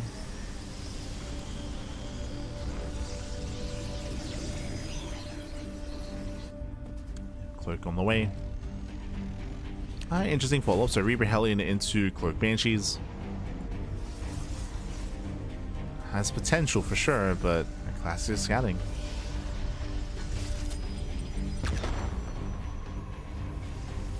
Classic is scouting, the hallucination does get in, and Classic will see everything. He does see the research, does see the tech lab. This screams Cloak Banshee. Again, rushing into Interference Matrix is very out of fashion, very out of meta. It's very rare. You actually only ever really see it if you're faking Cloak.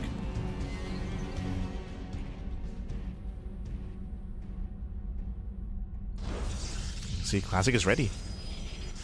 So Stalkers in the main, Stalkers here at the natural, Observers in position. Ideally, Classic wants to bait the Banshee in. Does blink, gets one, gets two. Oh, he does get a kill. Does get a kill. Banshee goes down. Ay. Nicoract does trade with a sentry, but that's not the best. That's not the trade we're looking for.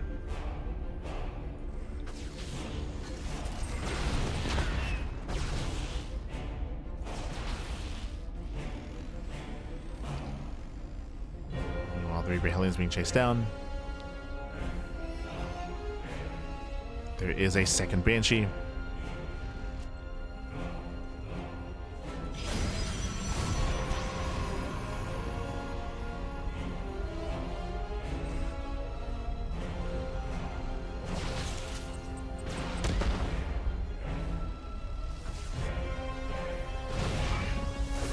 Catching at the Reapers, catching at the Hellions. At the same time, Banshee does hit the natural. And we'll find some damage, okay? Does get 3, does get up to almost 4 kills. This should not have happened. Again, the army was in position, the detection was in position. The Classic was inattentive. So something goes Nicoract's way.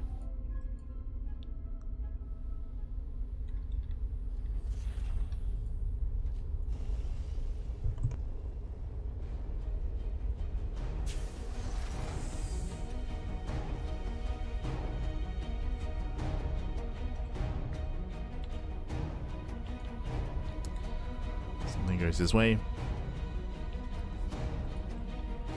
Classic pushing forward.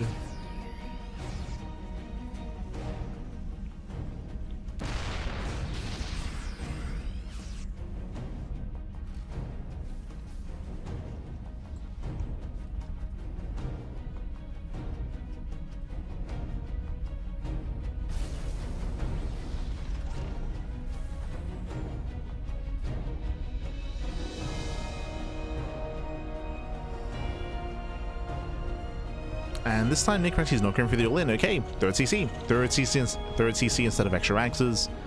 So Nicoract is going to try to build up into a longer game.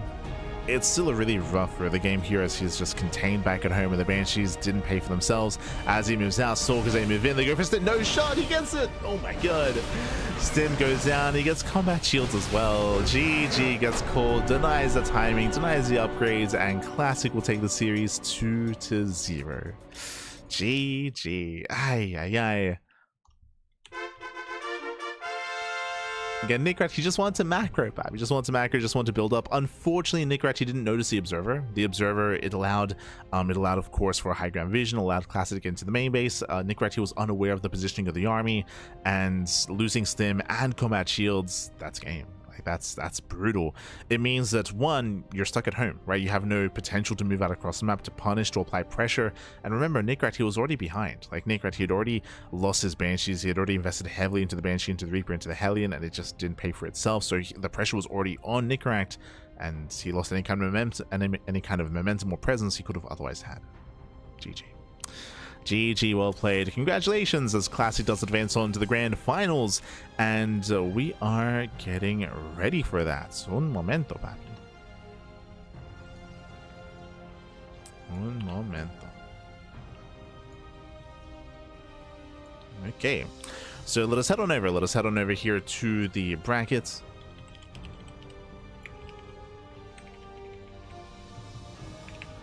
As you can see, Classic took down Beyond 2-0, took down Nicoract 2-0, and with that, we are... Oh, and with that, we do have our first finalist, and we have our second finalist as well. And if you noticed, but we did kind of mention it at the time, it looks like Wardy did allow herO and SHIN to begin this series at the same time as Nicoract versus Classic. It was a fast series, but it looks like it did conclude as well. So herO, he does take down SHIN 2-0. Unfortunately, I don't have those matches, don't have those replays, as Wardy didn't get into those games. He did not get into them, as they were happening at the same time. And now we have our two finalists here. Again, we've seen these two in the finals quite often in recent times. They were in the finals of KSL this week, right? The Korean StarCraft League had herO and Classic. RSL had herO and Classic. OSC Championship, also at herO and Classic as the finalists in all those 3 events. And now here in WardiTV Monday number 71, also in the finals. Again, herO and Classic, they're peaking at the moment. They have found and achieved a lot of success in this most recent patch. I would say that herO currently arguably is the best player in the world at the moment, but in PvP anything can happen. herO has beaten Classic in both the RSL Grand Finals, offline finals, and also did beat him in the OSC Championship. But Classic turned the tables and did 3-0 herO in KSL this week. True. Classic did beat herO in KSL, so we have had that kind of back and forth. For now, though, we're going to be cutting to a break. We're going to be cutting to a break here. We're going to be going on a short break. When we come back, we'll have the grand finals. Again, I do apologize for not having the other semifinals match.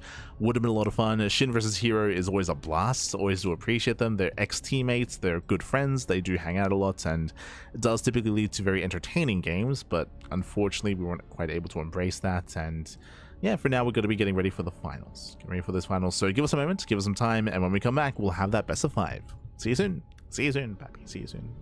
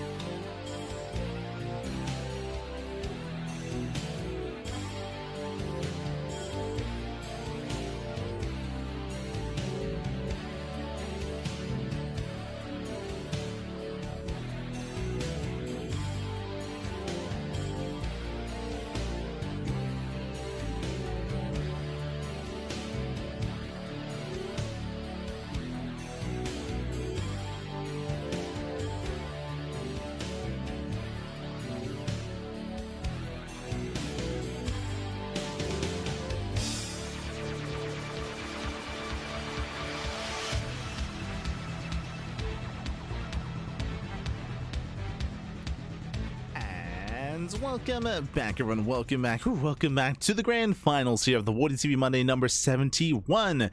Again, your weekly dose of WardiTV Open StarCraft. Once again, this is a replay cast. This event did occur last Monday, and we're just catching up on the matches that we did miss out on. Again, there's a lot of catching up that we've had to do over the past couple of days, just because we've been very unavailable in January, and even here in February as well. So we're catching up with WardiTV Mondays. We're gonna have to catch up with Pegasus Cups, catch up with Thunderfire, and with Rongi Cup as well. A lot of catching up to do. We'll get there. Don't you worry. We will get there. But until then, we are now here in the grand finals. Unfortunately, we did not have the lower semifinals match. That was not covered, and we don't have those replays available to us, but they did occur. In the end, herO took down SHIN 2-0. Now we have the grand finals. Going to be a best of 5 between herO and Classic. Let's go. Let us jump in. Again, these two, they've been facing off very, very often, very frequently in the finals of these big major events, in offline events and online events as well over the past month, and they just keep facing off. That trend continues here as well. As spawning in the bottom right hand corner of Ruby Rock, we have the South Korean Protoss player. We have the Red Protoss representing T1. It is herO. And spawning in the top left hand corner, we have the Blue Protoss player, the South Korean Protoss representing Team Virtus Pro. It is a Classic. Here we go. We have our PvP, and again, because it's a PvP, we often do have a lot of aggression, a lot of high octane moments as well. Already herO setting up a wall here at the ramp. Important to take note of, just because herO has been very, very fond of going for the in-base wall off instead, going for the gateways and pylon near his gas geyser, but that is not the case here, not on Ruby Rock. I would imagine that the map does kind of influence this a little bit. The map itself is very small, very short rush distance by ground, so because of that, we're a little bit more susceptible to all-ins. So herO playing it safer is going to be walling up instead. It's going to be walling up, walling off. Meanwhile, we'll see how our players do deviate, as we do have our gates Cybercore open. Okay, never mind. So 2-gate opener out of Classic. Meanwhile, herO, are we going for the Cybercore? Yeah, herO cutting corners. He's crazy. He's going for a gate expand. Oh, he gets it. Oh my god, he's asking to be all in. This is illegal, papi. Gateway into Nexus before the Cybercore, before the second gateway. Hyper greed out of herO. And you can see he's chasing that probe, because we should be seeing an all in. And even if it sees it, a Classic, he should not be afraid. He shouldn't be afraid. We should be seeing a pylon. We should be seeing a robo. We should be seeing an all in coming his way. You can see here the Classic trying to get away from that probe.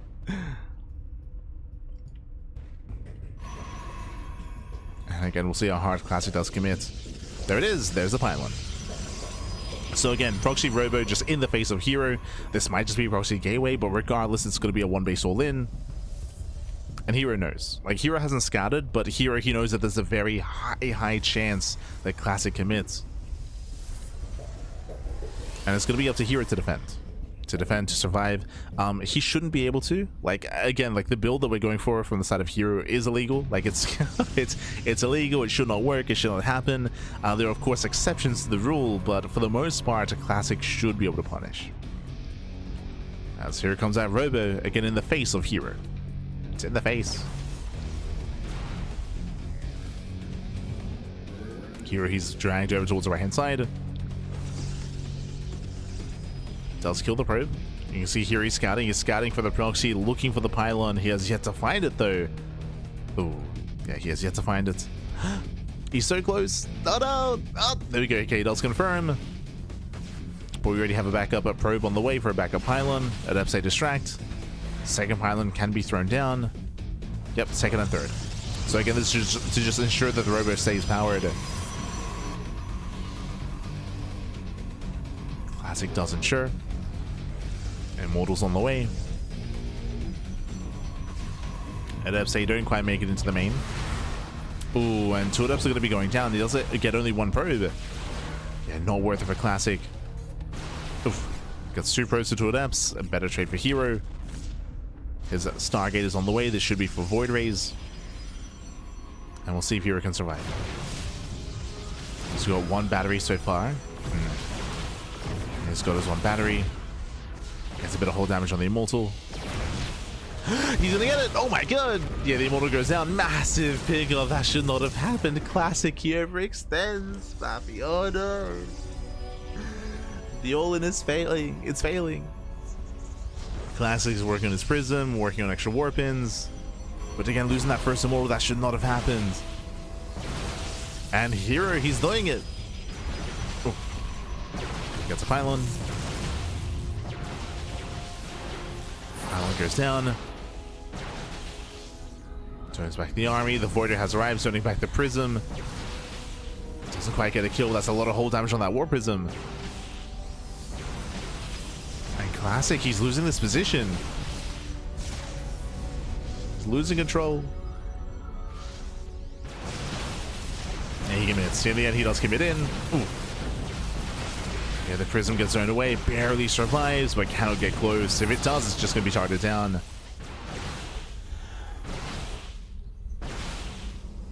herO shuts down the army. Now going for the robo. The observer does pop out, just barely. But it doesn't matter. Yeah, it does not matter.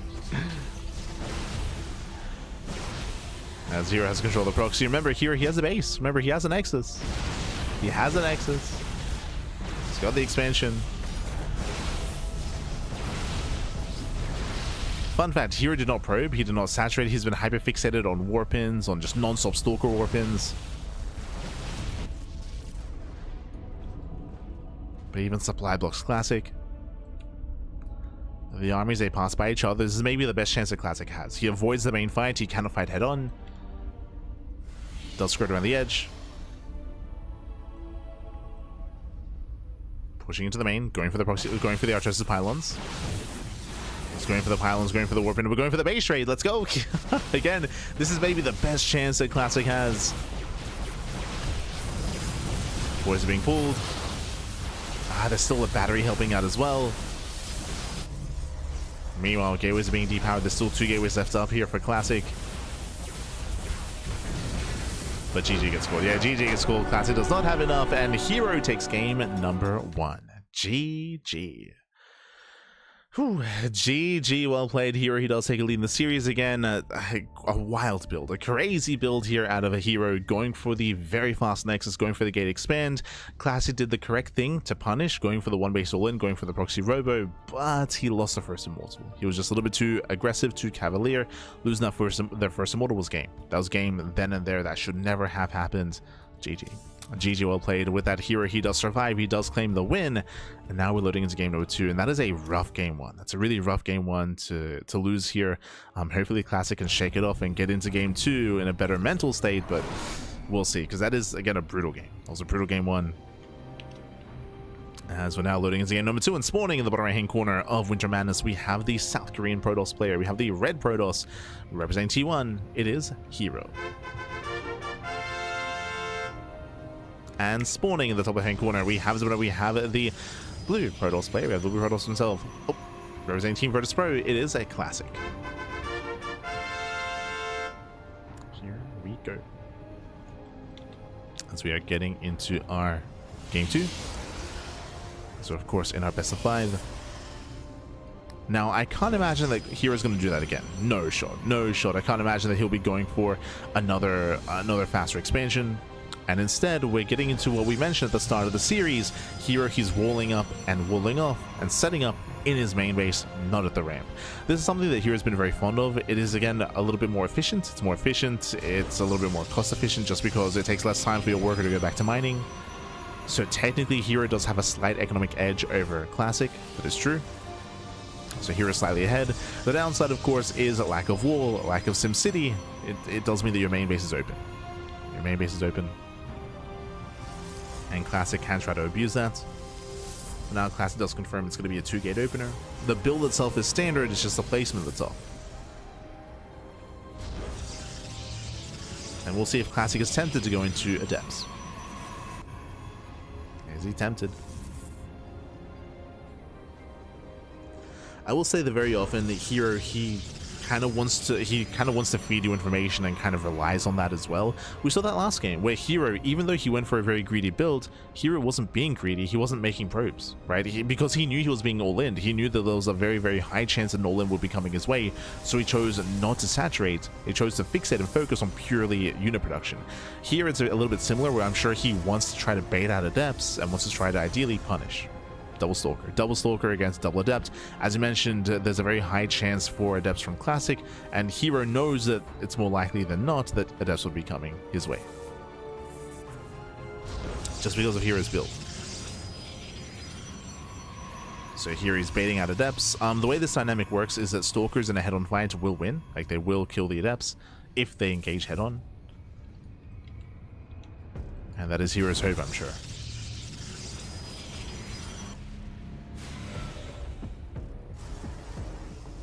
As Adepts are moving out, it's going to be double Adept into double Sentry.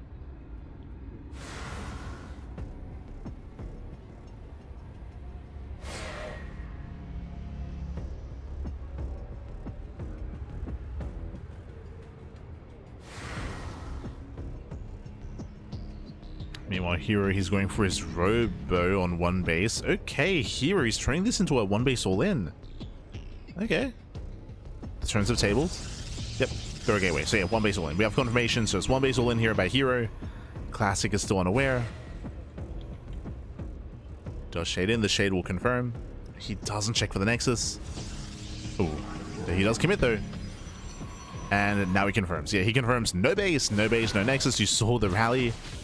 You saw him checking. Shield batteries now on the way. We need defensive immortals. There we go. Robo has been thrown down. And Classic is in danger. Classic, he is in danger here. As he will lose one Adept. Oof. Lose one. The other does shade away.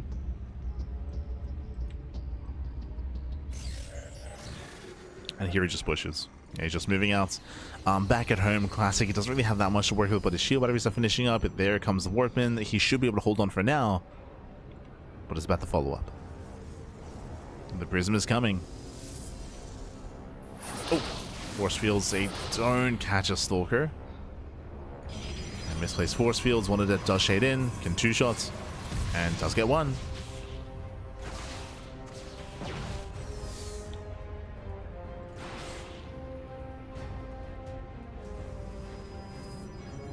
Get one probe. The first Immortal's halfway done.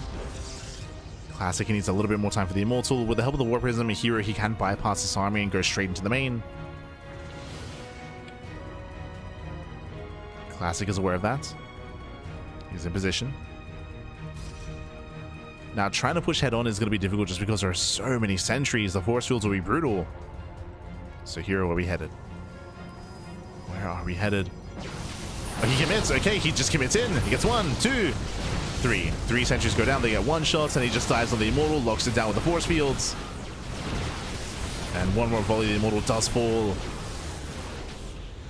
Ay, ay, ay. I didn't think that herO would be able to break through, but Classic had a late reaction.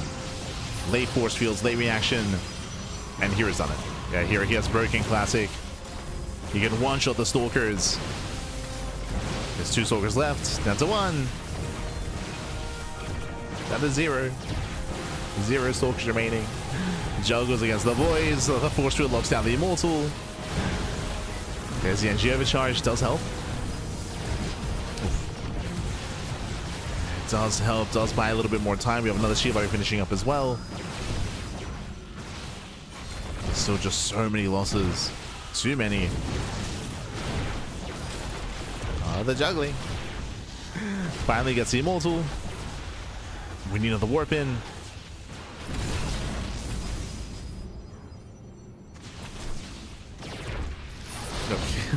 No. Yeah, the Immortal just can't get away. He just cannot get away. The voids are being pulled, but they're stopped. They're stopped by the force field. The Immortal goes down, and herO is going to extend his lead even further here. Going to take that 2-0 lead. Again, herO just baiting out Classic. GG gets called, and herO, he is now 1 game away from claiming the series. GG. Whew, GG, well played. Game 1, we saw hyper greed out of herO going for a gate expand. Here in game 2, we saw herO just commit, double down, and go into a 1 base all in. And again, we saw late scouts, late realization from Classic. Classic opened up double Adept, and Classic, he tried to get some economic harassing damage, which means he went for a later scout at the natural, later Robo, later setup. And again, I assumed that Classic would be okay with all of his sentries, but he was late with his force fields. He had a late reaction, late force fields. In the end, Classic could not stop the army from just walking into his natural and committing. GG. GG, well played. With that, herO is now 1 game away. Classic, he has to fight back here and now to try to make a series out of this. Oh boy.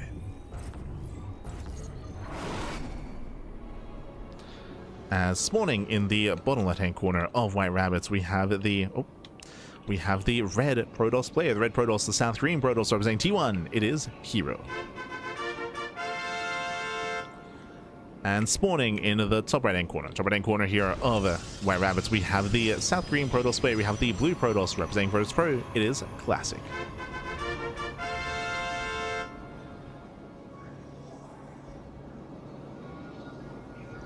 Is he flexing the last 2 games? 2v1 base wins, and then wins the opposite 2. No, it's very common to see 1 base all-ins in this matchup. It's very, very common.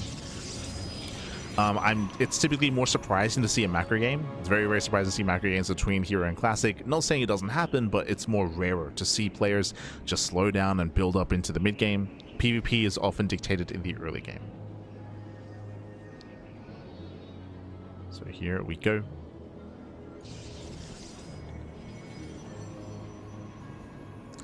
But a lot of the last 2 games have been all about mind games. Just to re-emphasize, game 1, herO kind of baited the 1 base all-in, and herO was playing very, very safe and was very much so expecting the all-in. In game 2, here he was also expecting a delayed scout, a delayed reaction, and was catching Classic off guard. So a lot of mind games. For now, we have mirrored builds. And if we were to get into a standard game and into a macro game, so far, this is looking to be the most likely. As we have a 2-gate opener out of herO, 2-gate opener out of Classic. So for the first time this series, we have standard builds, standard setups. And we'll see if we open up a double Stalker, double Sentry, or double Adept. Or Stalker Sentry. Or Sentry Expands. Or oh, looks like there was a bit of a timeout. Yeah, looks like we did lag out here, but the game was remade. It's all good. It's going to be double Stalker out of herO, double Adept out of Classic. Okay, so this is looking very, very similar to last game. Very similar. The goal for Classic is to shade past the army and to get across the map. The goal for herO is to catch the Adepts. But I will say is that, as opposed to last game, this time they don't really know what they're up against.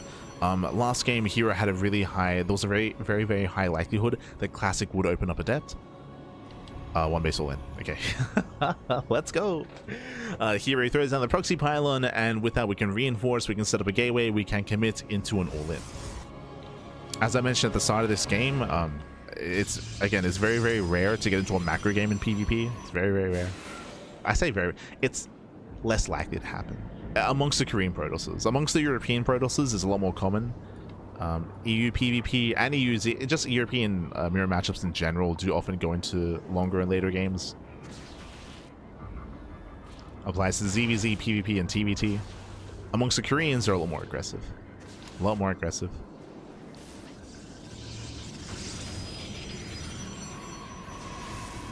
Stalkers keep poking in. Classic, he does get into the main. Ooh, this should not have happened. Yeah, this should not have happened. Probes are going to be going down. herO, he's in danger.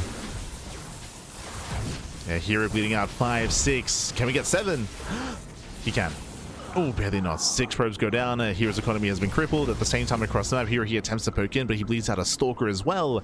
And things are looking dire for herO. Bearing in mind that herO's all in, every probe counts. To have a crippled economy here means that he can't really afford to reinforce. Not the same way he would have liked to. Again, resources are that much more important here for herO, as he just has less to work with. So far, Classic is looking fine. Getting a second battery. Second battery, snipes the first Stalker. herO down to 5. Down to 4. It's getting quite close here, and herO looks like he finally gets 1 Stalker kill. Yeah, gets 2. With that, he does barely whoop in. The boys are being pulled. It's getting close. It is getting close. Classic now has a second shield battery. You can see how low the Stalkers are for herO. Ooh, losing another 2. Oh my god. Losing another 2. Down to 3. 3 Stalkers left. There's a third battery on the way for Classic. Being forced up the ramp. It's fine. His buildings, they can just tank some shots. The Immortal's on the way. Nice force field. Trades 1-to-1. Gets another Stalker and Classic holds. Yeah, Classic, he should be fine here. He holds, he defends. The Immortal is popping out. The Immortal should be it. That should be game. As herO has failed to break through.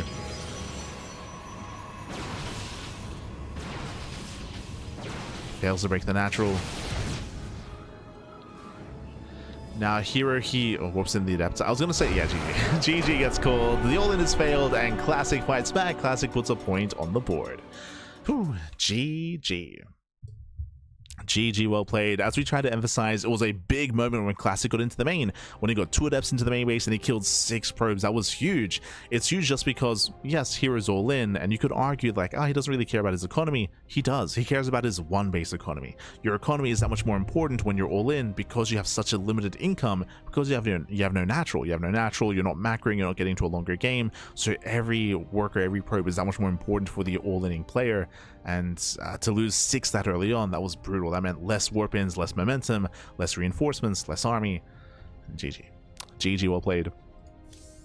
So very strong start there for Classic, and the comeback has begun. Can we go all the way to the ace match? Let's go. Let us go. So we're going to be loading into game number 4. Love when the macro player wins. I mean, there's a very high chance that now it's Classic's turn to all in. Like, it's... it's very high chance, but let's go. Spawning in the bottom right hand corner of 10,000 feet, so we have the South Korean Protoss player. We have the red Protoss still leading the series 2-1, but again, we'll see if we can claim it here and now. For Team T1, it is herO. And spawning in the top left hand corner, we have his opponent. We have the blue Protoss player. We have the South Korean Protoss, so Team Protoss Pro. It is Classic. Fighting back and putting a point on the board. Now again, Classic, he is renowned for his proxy robo. His proxy robo play, he's renowned for it. But I will say we might not see a proxy, but we could still see an all-in. Welcome to 10,000 feet. 10,000 feet is a very small map in the map pool, has the shortest rush distance out of all maps in the current map pool as well, shorter than Tourmaline, shorter than Ruby Rock. So all-ins and aggression is favored on 10,000 feet, so we're expecting that out of our players. So far, Classic coming in with the probe scouts, and we'll see who proxies, if anyone. Oh, herO going for a fake pylon. Okay, cheeky moves out of herO. Again, we've seen an all-in every game so far. Classic all-in in game 1, herO all-in in game 2 and game 3, and herO, he does actually rotate towards left hand side, does pivot over, throws down the pylon. Now, this pylon placement is ideal for either a fake proxy pylon or a proxy Stargate. Or technically a proxy Twilight Council. But it shouldn't be a gateway and it shouldn't be a robo. The reasoning for this is because of the terrain. You can see this is behind the tumors, right? Behind the massive tumors here. Short rush distance by air, but long rush distance by ground. So the probe sticks around, we're leaning towards Stargate. We're leading towards the Stargate. Meanwhile, Classic, he scouts, and Classic confirms that a pylon is missing. He knows that something is wrong, he knows that something is up, and he sends out a second probe. So already this is doing damage, right? Already we can see that Classic, he has a second worker scouting, whereas herO only has 1 worker on the map. And there it is, proxy Stargate. As you mentioned, based on location, Stargate does make the most sense. This is not an all-in, this is not hyper-aggressive, this is a macro build. This is designed to get some damage done and then expand. Meanwhile, Classic, ooh, he's being forced into an all-in. What do I mean by that? So Classic is going for a robo. He's going for a robo on one base. A robo like this is designed to hard counter an all-in. If herO was going for a proxy robo or proxy gateway, then Classic would be set up beautifully to shut it down. But because it's a Stargate, this is not an all-in. Classic is going to be stuck with a robo, he has to make use of it, and there's a very high chance that Classic is going to be forced into an all-in himself to make use of this robo. So things are about to get rowdy. They're about to get rowdy. Oh, he scouts. Okay, he does scout, does confirm the Stargate. He does get eyes on the Oracle. Shield batteries on the way. Classic, he shouldn't take damage. And here comes the Prism to counterattack. And we'll see if Classic throws down a third gateway. This is an early scout. It's a relatively early scout, so Classic has time to react. He has time to make decisions. Shows the gateway. Up. Ooh, pylon. Okay, just pylon for now. If he throws down a third gateway, that will confirm that he's going to go for the all-in. Remember, here is expanding. Remember, this was a macro build out of herO. Yep, there it is, third gateway. He's going for it. So the turns have tabled. This time it's Classic's turn to all-in, but remember, Classic is forced into an all-in. This was not the initial plan. This was not the initial plan. At the same time, herO is vulnerable because the Oracle has failed to do damage. Right? The Proxy Stargate wasn't worth it. So far, it has not been worth it. The pylon is getting low. That means he has no defensive Void Rays. As herO is being hunted down. Back at home, what do we have to defend? He can have a Stasis Trap, a Shield Battery. It's going to be a tough hold. Okay, 2 batteries are being thrown down.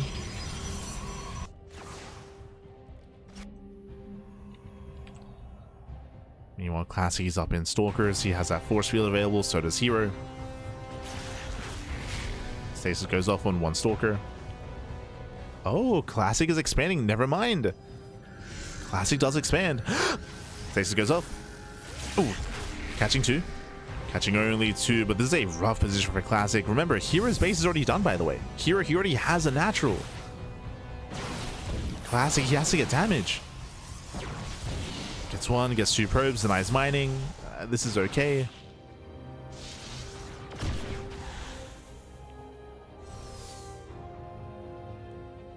But this is a rough decision here for Classic. He believes he cannot kill herO. I mean, herO, he does have his own defensive immortal. True, true.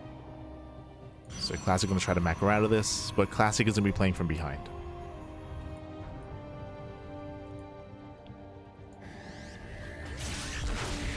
Stasis goes off.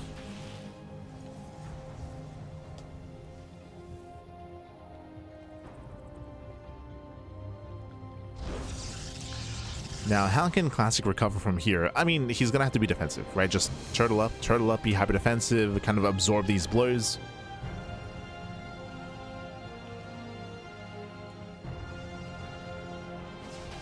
And look to get into the mid game. We'll see if Classic can get there. herO, he can harass, that is true, but he's still only on the low gateway count. Only 2 gateways here for herO. Into a Twilight Council. He's taking out. So herO should be able to gain map control and then expand. And again, there's a very high chance that we actually get into a macro game now. We can slow the game down and actually get up to a 3-base economy. We're almost there. This Forge is also indicative of that. Forge leads into +1, so hero's investing into upgrades.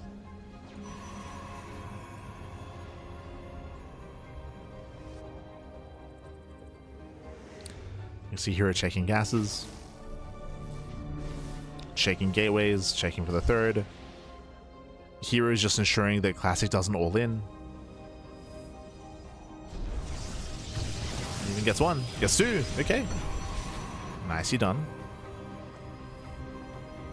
Gets 2 more probes. I mean, herO, he was already ahead economically, and now he's just securing that, or just ensuring that. Ensuring that he stays ahead.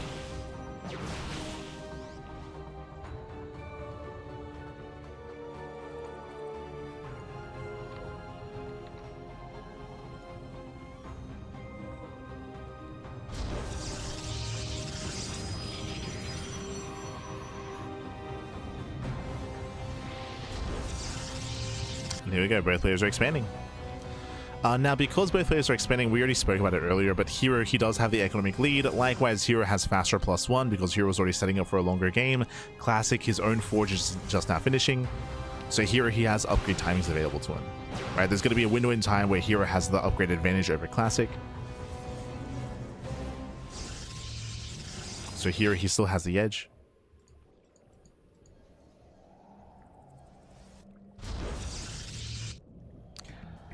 Now, how would you recover in this game? There are some ways with Zealot Run-By, Zealot Counterattacks, War Prism Harass as well.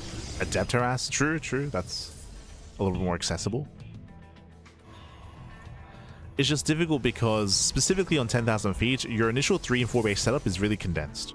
And what I mean by that is that your army can be parked here at the 3rd, and you're protecting the entrance to the natural. So trying to sit by with Adepts with a War Prism is very difficult. It's very, very difficult.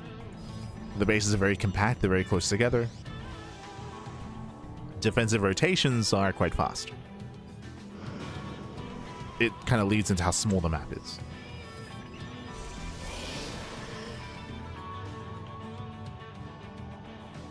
Okay, classic. Going for a full Stalker hit squad. Remember, he has Blink, he has high ground vision, he's going into the main. And full Stalkers will one-shot probes. Let's go. He gets in. It's gonna go 1, 2, up to 3 probe kills. Up to 4. Ooh, 4, 5 probes going down. Okay, 4 probes, then recalls. Could have maybe got an extra worker, but doesn't lose anything, so very nice harass here by Classic. Classic is still down in workers, fun fact. Like, again, that's just how far behind he was, but nice move. Nice moves.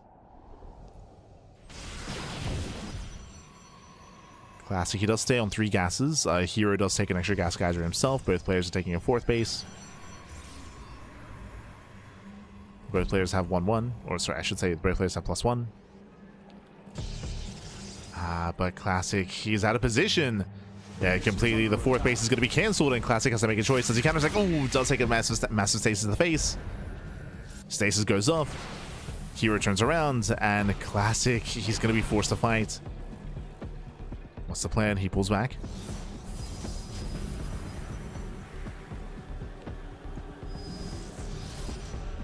herO's lacking Zealots. Uh-oh. herO, this army is lacking. Yeah, Zealots, they collapse in, they get on top of the Immortals, every Immortal's going to go down, and herO, he will lose this fight. He will lose everything. Where were the charge lots? What the hell? Yeah, herO, he'll lose the entire army. Again, herO, who was the first to engage, he cancels the 4th base, but the army is lacking here. I didn't quite notice myself, but herO, late charge, no Zealots, and you can see how brittle this army is, how vulnerable it is without any charge lots. And that's game. I mean, again, herO, he plummets in supply. The composition itself was lacking. As Classic, he will lose both Immortals. But again, the power of charge lots. Ay, ay, ay. If you're curious, it's very, very standard in PvP to go from Blink Stalker into Immortal into Zealots, into Charge.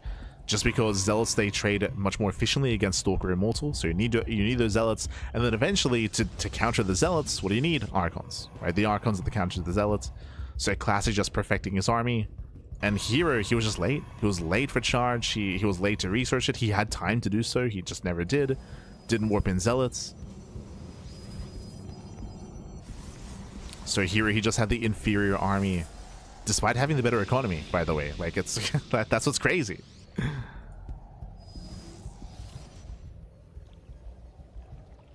And we're looking to go to the ace match. We're looking to go all the way. Now herO has Zealots, but again, it's late, and he has no Archons himself, so he has no counter to the charges of his opponents. That's Classic. He already has 3 Archons.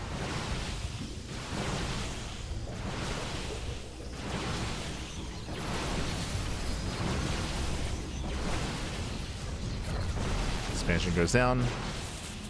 Honestly, Classic could just A-move. He's giving herO time to make Archons, which is a little bit concerning. But they're isolated. Yeah, they're isolated anyway. Zealots, they collapse in. Yeah, they collapse in. They lock down the Immortals once again. These 3 Immortals will go down. GG gets called, and Classic, he ties up the series. We are going to the ace match. GG. Whew. GG, well played. A very intense and very back and forth game here. Initially, herO was in a better position. herO, he faked an all-in. He kind of forced Classic into an all-in himself. herO, he was able to get away with a better economy, with a higher probe counts, and that persisted throughout the entire game. But herO, he was late to research charge. Very, very late to research charge, and he moved out without any Zealots, and he got caught with his pants down. He was forced into a fight that he could not take. Again, he did have a lot to work with, but pure Stalker Immortal, it leaves much to be desired. As you mentioned, the more Zealot heavy composition was superior there, and with that, Classic dominated that fight. GG. GG, well played. With that, we're getting into the ace match. We're getting into game 5. It all ends here. It all ends on Tourmaline. And spawning in the bottom left-hand corner of Tourmaline, we have the South Korean Protoss player. We have the Red Protoss representing T1. It is herO. And spawning in the top right-hand corner, we have his opponents. We have the blue Protoss player. Representing Team Virtus Pro, it is a classic. Here we go. We are back, and we are loading into the ace match, game 5. And now, what we haven't seen so far is proxy versus proxy, right? We haven't seen all-in versus all-in yet. We've been taking turns so far. Game 1 and game 4 is when classic was all-in, game 2 and game 3 is when herO was all-in. So here in game 5, what is it going to be? Now, to be fair, in the last game, classic did deviate away from that and did eventually expand, a much later expansion, but I mean, hey, he got into a macro game, true. He got there. But we'll see.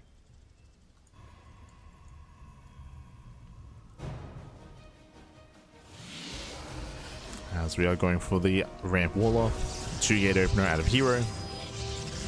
Classic doing the same. 2-gate openers all around.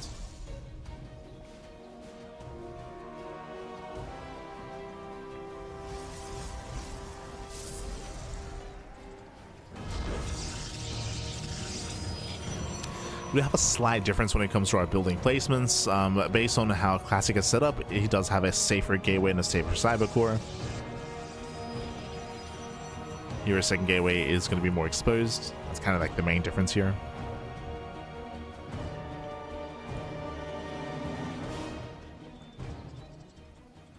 As classic does scout the second pylon. herO 0 scouting. Bold move. So here he does refuse to probe scouts. Meanwhile, classic does confirm that there's no proxy. So classic has some more information to work with. Meanwhile, herO technically has had the more efficient start as he's been mining more for longer.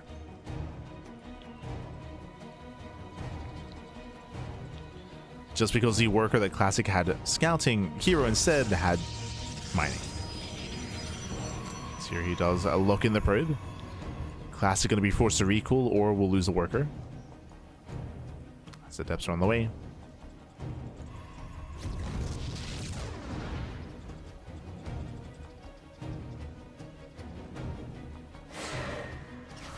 Yeah, probe is hunted down. And we have double adept versus double adept. We have herO going and committing into more adepts, actually. Okay. Third and fourth adept on the way. Building up into mass adepts. herO does shade past. Shades past, but there are stalkers getting in position.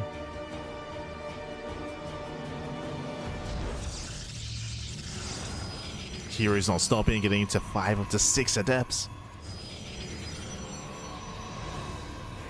Now, when you have a high enough adept count, you can actually commit to a shade and you can actually focus on the building. Basically, herO has seen weakness. He sees that, hey, your wall here is actually quite thin. It's actually a little bit more fragile. So he's just not stopping adept production. His goal is to break through. To break through that wall.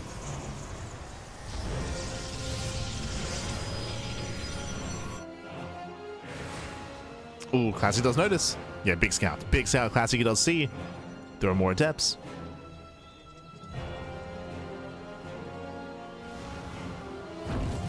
Okay, we have 6 in total. Classic, there should be enough room for a gateway.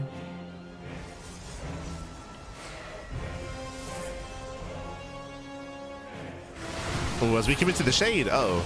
Yeah, 2 adepts get into the main base, 4 adepts into the natural. Some probes are going down. They're getting up to 6, 7, 8 probe kills.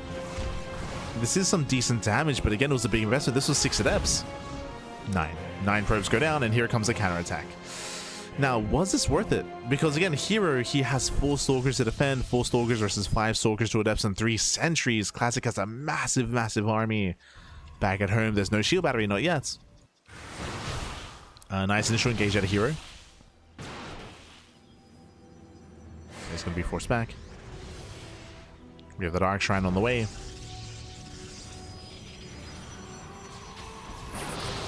Classic, he wants to try to lock this down. Gets 1 stalker. Trades. Yeah, trades 1-1. Boys are being pulled. The battery is now done, and herO he's holding. Yeah, herO he is holding on. Catching up the attempt.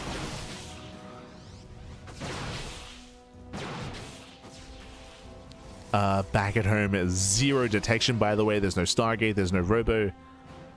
GT's canon the game, straight up. Like, it happens in a lot of matchups. It happens in PvP, happens in PvT as well, where a Dark Templar can show up. There could be zero detection that can end the game. Robo has just not begun.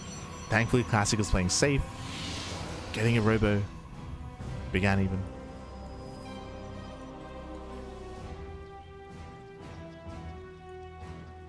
And it's going to be close. It's going to be very, very close. Remember, this map is very small, short rush distance. Dark Templar, they're waddling in. I appreciate that we have the two variations. We have the Scythe and we have the Blade. Let's go. The Robo is just now finishing. Classic, he sees, he knows. Observer's on the way. Does evacuate. Yeah, he evacuates the natural. DTJ try to break through. Nice force field. Yeah, nice force field. The Observer has arrived and Classic will defend. And he doesn't really lose much at all. Losing, what, one probe? So nice defense here by Classic. Meanwhile, throughout all of this, hero's been expanding. Hero getting a third base, getting his own Robo up. Blink is on the way as well. Hero, he's taking up in towards the mid game. Ooh, he fully walled off, so he does have some subpar mining as he's just oversaturated, just has too many probes in the main. When does he notice? Oh no. We have 9, 10 probes, 10 probes. They're stuck in the main, not doing anything. Oh no. I guess technically he could recall, I guess. When does he notice? As a result, Hero, he does not have the economic lead he would otherwise want. That's him moving in. Oh, gets the Observer. When does he notice? Getting it to 11 probes.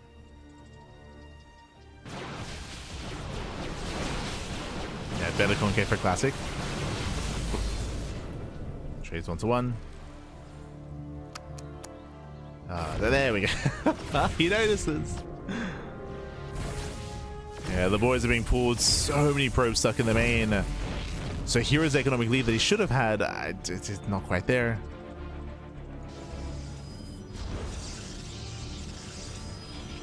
In saying that, though, he still has a massive worker lead. 62 to 48.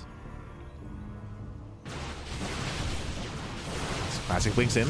Bold move. Crazy. Yeah, he blinks forward into immortal range. Oh. Stacking the sentry.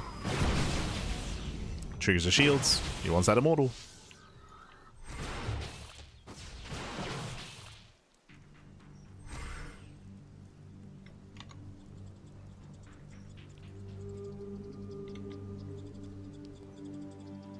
Thought this only happens in Silver League? No, no. What do you mean? Literally best Protoss player in the world, arguably the best player in the world. Yeah, happens to everyone. Happens to everyone. We have had games where pro Terran players, they accidentally lift their buildings, they accidentally lift their CCs, and so workers like SCVs, they just fly all over the place, like they just rally all over the map, trying to find a base to mine from. Like, things like that have happened before.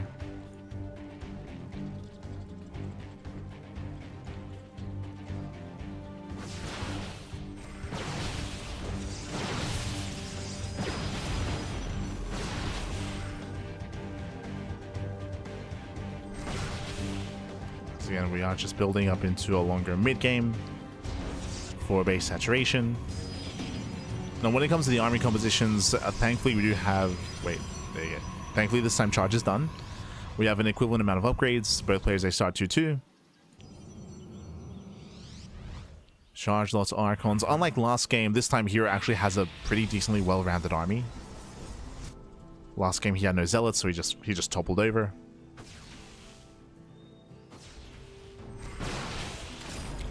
I would actually give the edge to Hero just because of his higher immortal count, thanks to his greater economic lead. It's up to 4 immortals.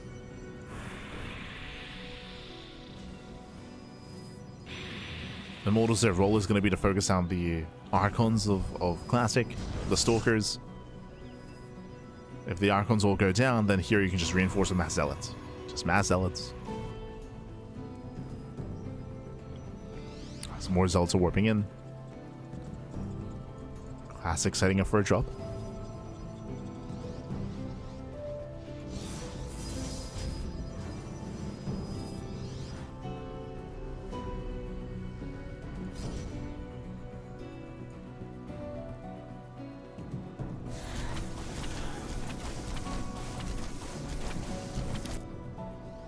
Classic does find a pylon. Hero's moving in. Hero supply blocked. Uh-oh. And he does find the Immortal. Yeah, the Immortal's on the front lines. The Immortal should go down instantly. Or should be the first to go down. The Immortal does fall. Zealots, they do flank Hero's army. And that's a lot of Stalkers left over. He's going for the Archons. The Hero needs more Zealots. He needs more charge lots. Zealots are trickling in. And Hero looks like he might barely have enough here. Trying to catch out the final Archons. Stalkers, they go for the dive. Nice control. Yeah, here he does blink back. Saves the Immortals. And here he has done it. He still has 3 Immortals left over. 3 Immortals left. But where are the Zealots? He needs more charge slots. Here they come. Again, delayed Zealots, but here he retains the high-tech army. He retains 3 Immortals, 1 Archon. And here can keep pushing. You just keep on moving in. Oh! As Stalkers, they try to go for the Prism. Prism survives. Zealots are being cleaned up. And Classic just can't engage. Like, he just cannot engage with this. He tries to go for the Prism once again. He will get a snipe off. But it's going to cost him every Stalker. Yeah, every Stalker goes down. Classic, he's down to just a handful of Zealots. He has no army remaining. He's trading as best he can. But he just doesn't have the composition, didn't have the economy. Again, it was just a much stronger start for Hero. GG gets called, and Hero, he will take the series 3-2. And Hero will be this week's WardiTV Monday champion. GG. GG, well played. Congratulations here to Hero. He will claim this series. Again, Hero, he had a much stronger economic start to the game. If you remember, even though Hero, he was heavily oversaturated, or he had like what, 15 probes stuck in the main base not doing anything.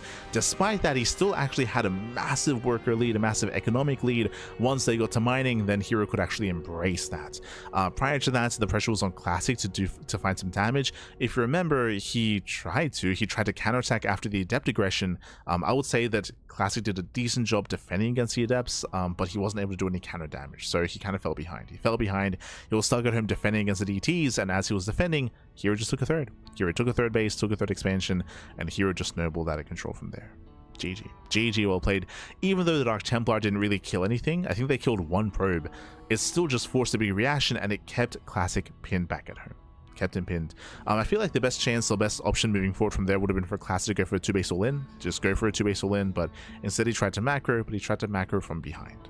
GG. In a mirror matchup, you need something to go your way, otherwise you'll just perpetually stay behind, and with that translated into a smaller army. It translated into a lower quality army as well.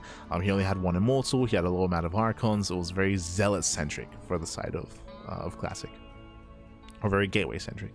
But GG, well played regardless. A really clutch back and forth here. Went all the way to the ace match. Congratulations to Hero. But again, a shout to Classic, because Classic, he has been beating Hero as of late as well. Remember, over the weekend, we casted the KSL, the Korean StarCraft League, and Classic did bring Hero down in KSL.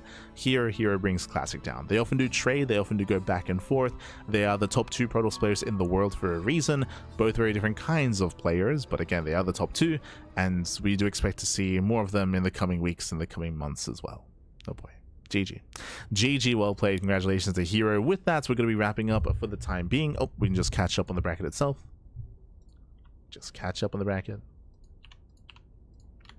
There we go. Hero with a 3-2 as Hero, he took down SHIN and took down Solar to make it here. Remember, Clem went down earlier to SHIN, and I believe MaxX went down to Showtime. I'll have to double check. WardiTV Monday number 71.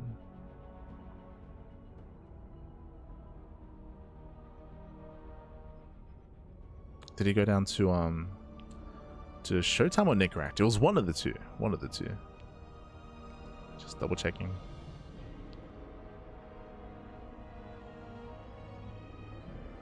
Oh, he went down to Krystianer. That's it. Krystianer. He was the one that knocked Max Packs out. Crazy, crazy. Krystianer. He toured Max Packs, then he toured Hearthstone, and then he went down in the PVZ. That's it. That's it. So shout out to Krystianer for knocking down Max Packs. Shout out to SHIN for knocking down Clem. And then, of course, we even had Nicoract taking down Showtime. So some crazy upsets, some crazy results here in this week's tournament. And again, we should be coming back next week with WardiTV Monday number 72. Bearing in mind that it was delayed because of Home Story Cup, but should be coming back in the next couple of days. Meanwhile, when it comes to our schedule, bam, as you can see here, this is our current weekly schedule. We just wrapped up with the morning cast of the WardiTV Monday. Tomorrow, we should be live with Krystianer Cup, and then we have Rongi Cup on Thursday, Friday, and Saturday. 3 days of Rongi Cup action. Currently we have Sunday off, but we might be able to slip a cast in on Sunday as well. I probably should cast something. I know that we still have to do Thunderfire. True. That might be a good day for Thunderfire. Otherwise, we still have to catch up on Home Story Cup. Right, Home Story Cup was over the weekend and I was unable to cover it. February is going to be very busy, right? RSL was scheduled and was already announced, so the RSL qualifiers will most likely be casting as well. So we have RSL qualifiers. We have the potential return of the the Turtle Tussle, and again, we have to find some areas to kind of slide in those Home Story Cup casts. We'll get there. We'll get there. We will get there.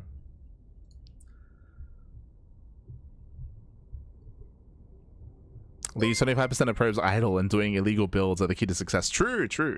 Oh no, Miguelito, baby. Gracias. Thank you so much for the raid. We appreciate the support. Unfortunately, we just wrapped up. We just finished, man. We just finished casting the WardiTV Monday. But thank you so much. Thank you so much for the raid. Hope you had a great stream. Hope you had a great cast. Hope you had a great time. Miguelito, baby. Hopefully there was no crotch cam. Miguelito. Shaking my head. But thank you so much. Otherwise, we are going to be wrapping up. We're going to be wrapping up for the day. Again, we should be back tomorrow with Krystianer Cup. Otherwise, you can support us via Patreon. ! Patreon in the chat. Our Patreon does fund our tournaments on a regular basis. It funds the Tuna Cup. I do apologize. We've been very inconsistent when it comes to Tuna Cups as of late, but that's just because we've been very unavailable, right? There's been a lot going on IRL, and we just haven't been available to cast or to cover events over the past month. Hopefully that changes in the near future, but it's not looking likely, so we'll see. We'll see, Pat. We'll see what happens. Otherwise, thanks for watching. Thanks for tuning in, and we'll see you guys next time. Exactly. Miguelito. But otherwise, thanks for watching. Thanks for tuning in. You can also support us via all the socials. We do upload on YouTube on a daily basis, so plenty of content on YouTube. Check us out there. Otherwise, we'll see you guys tomorrow for Krystianer Cups. See you tomorrow. See you tomorrow, Pat. See you tomorrow. Papi.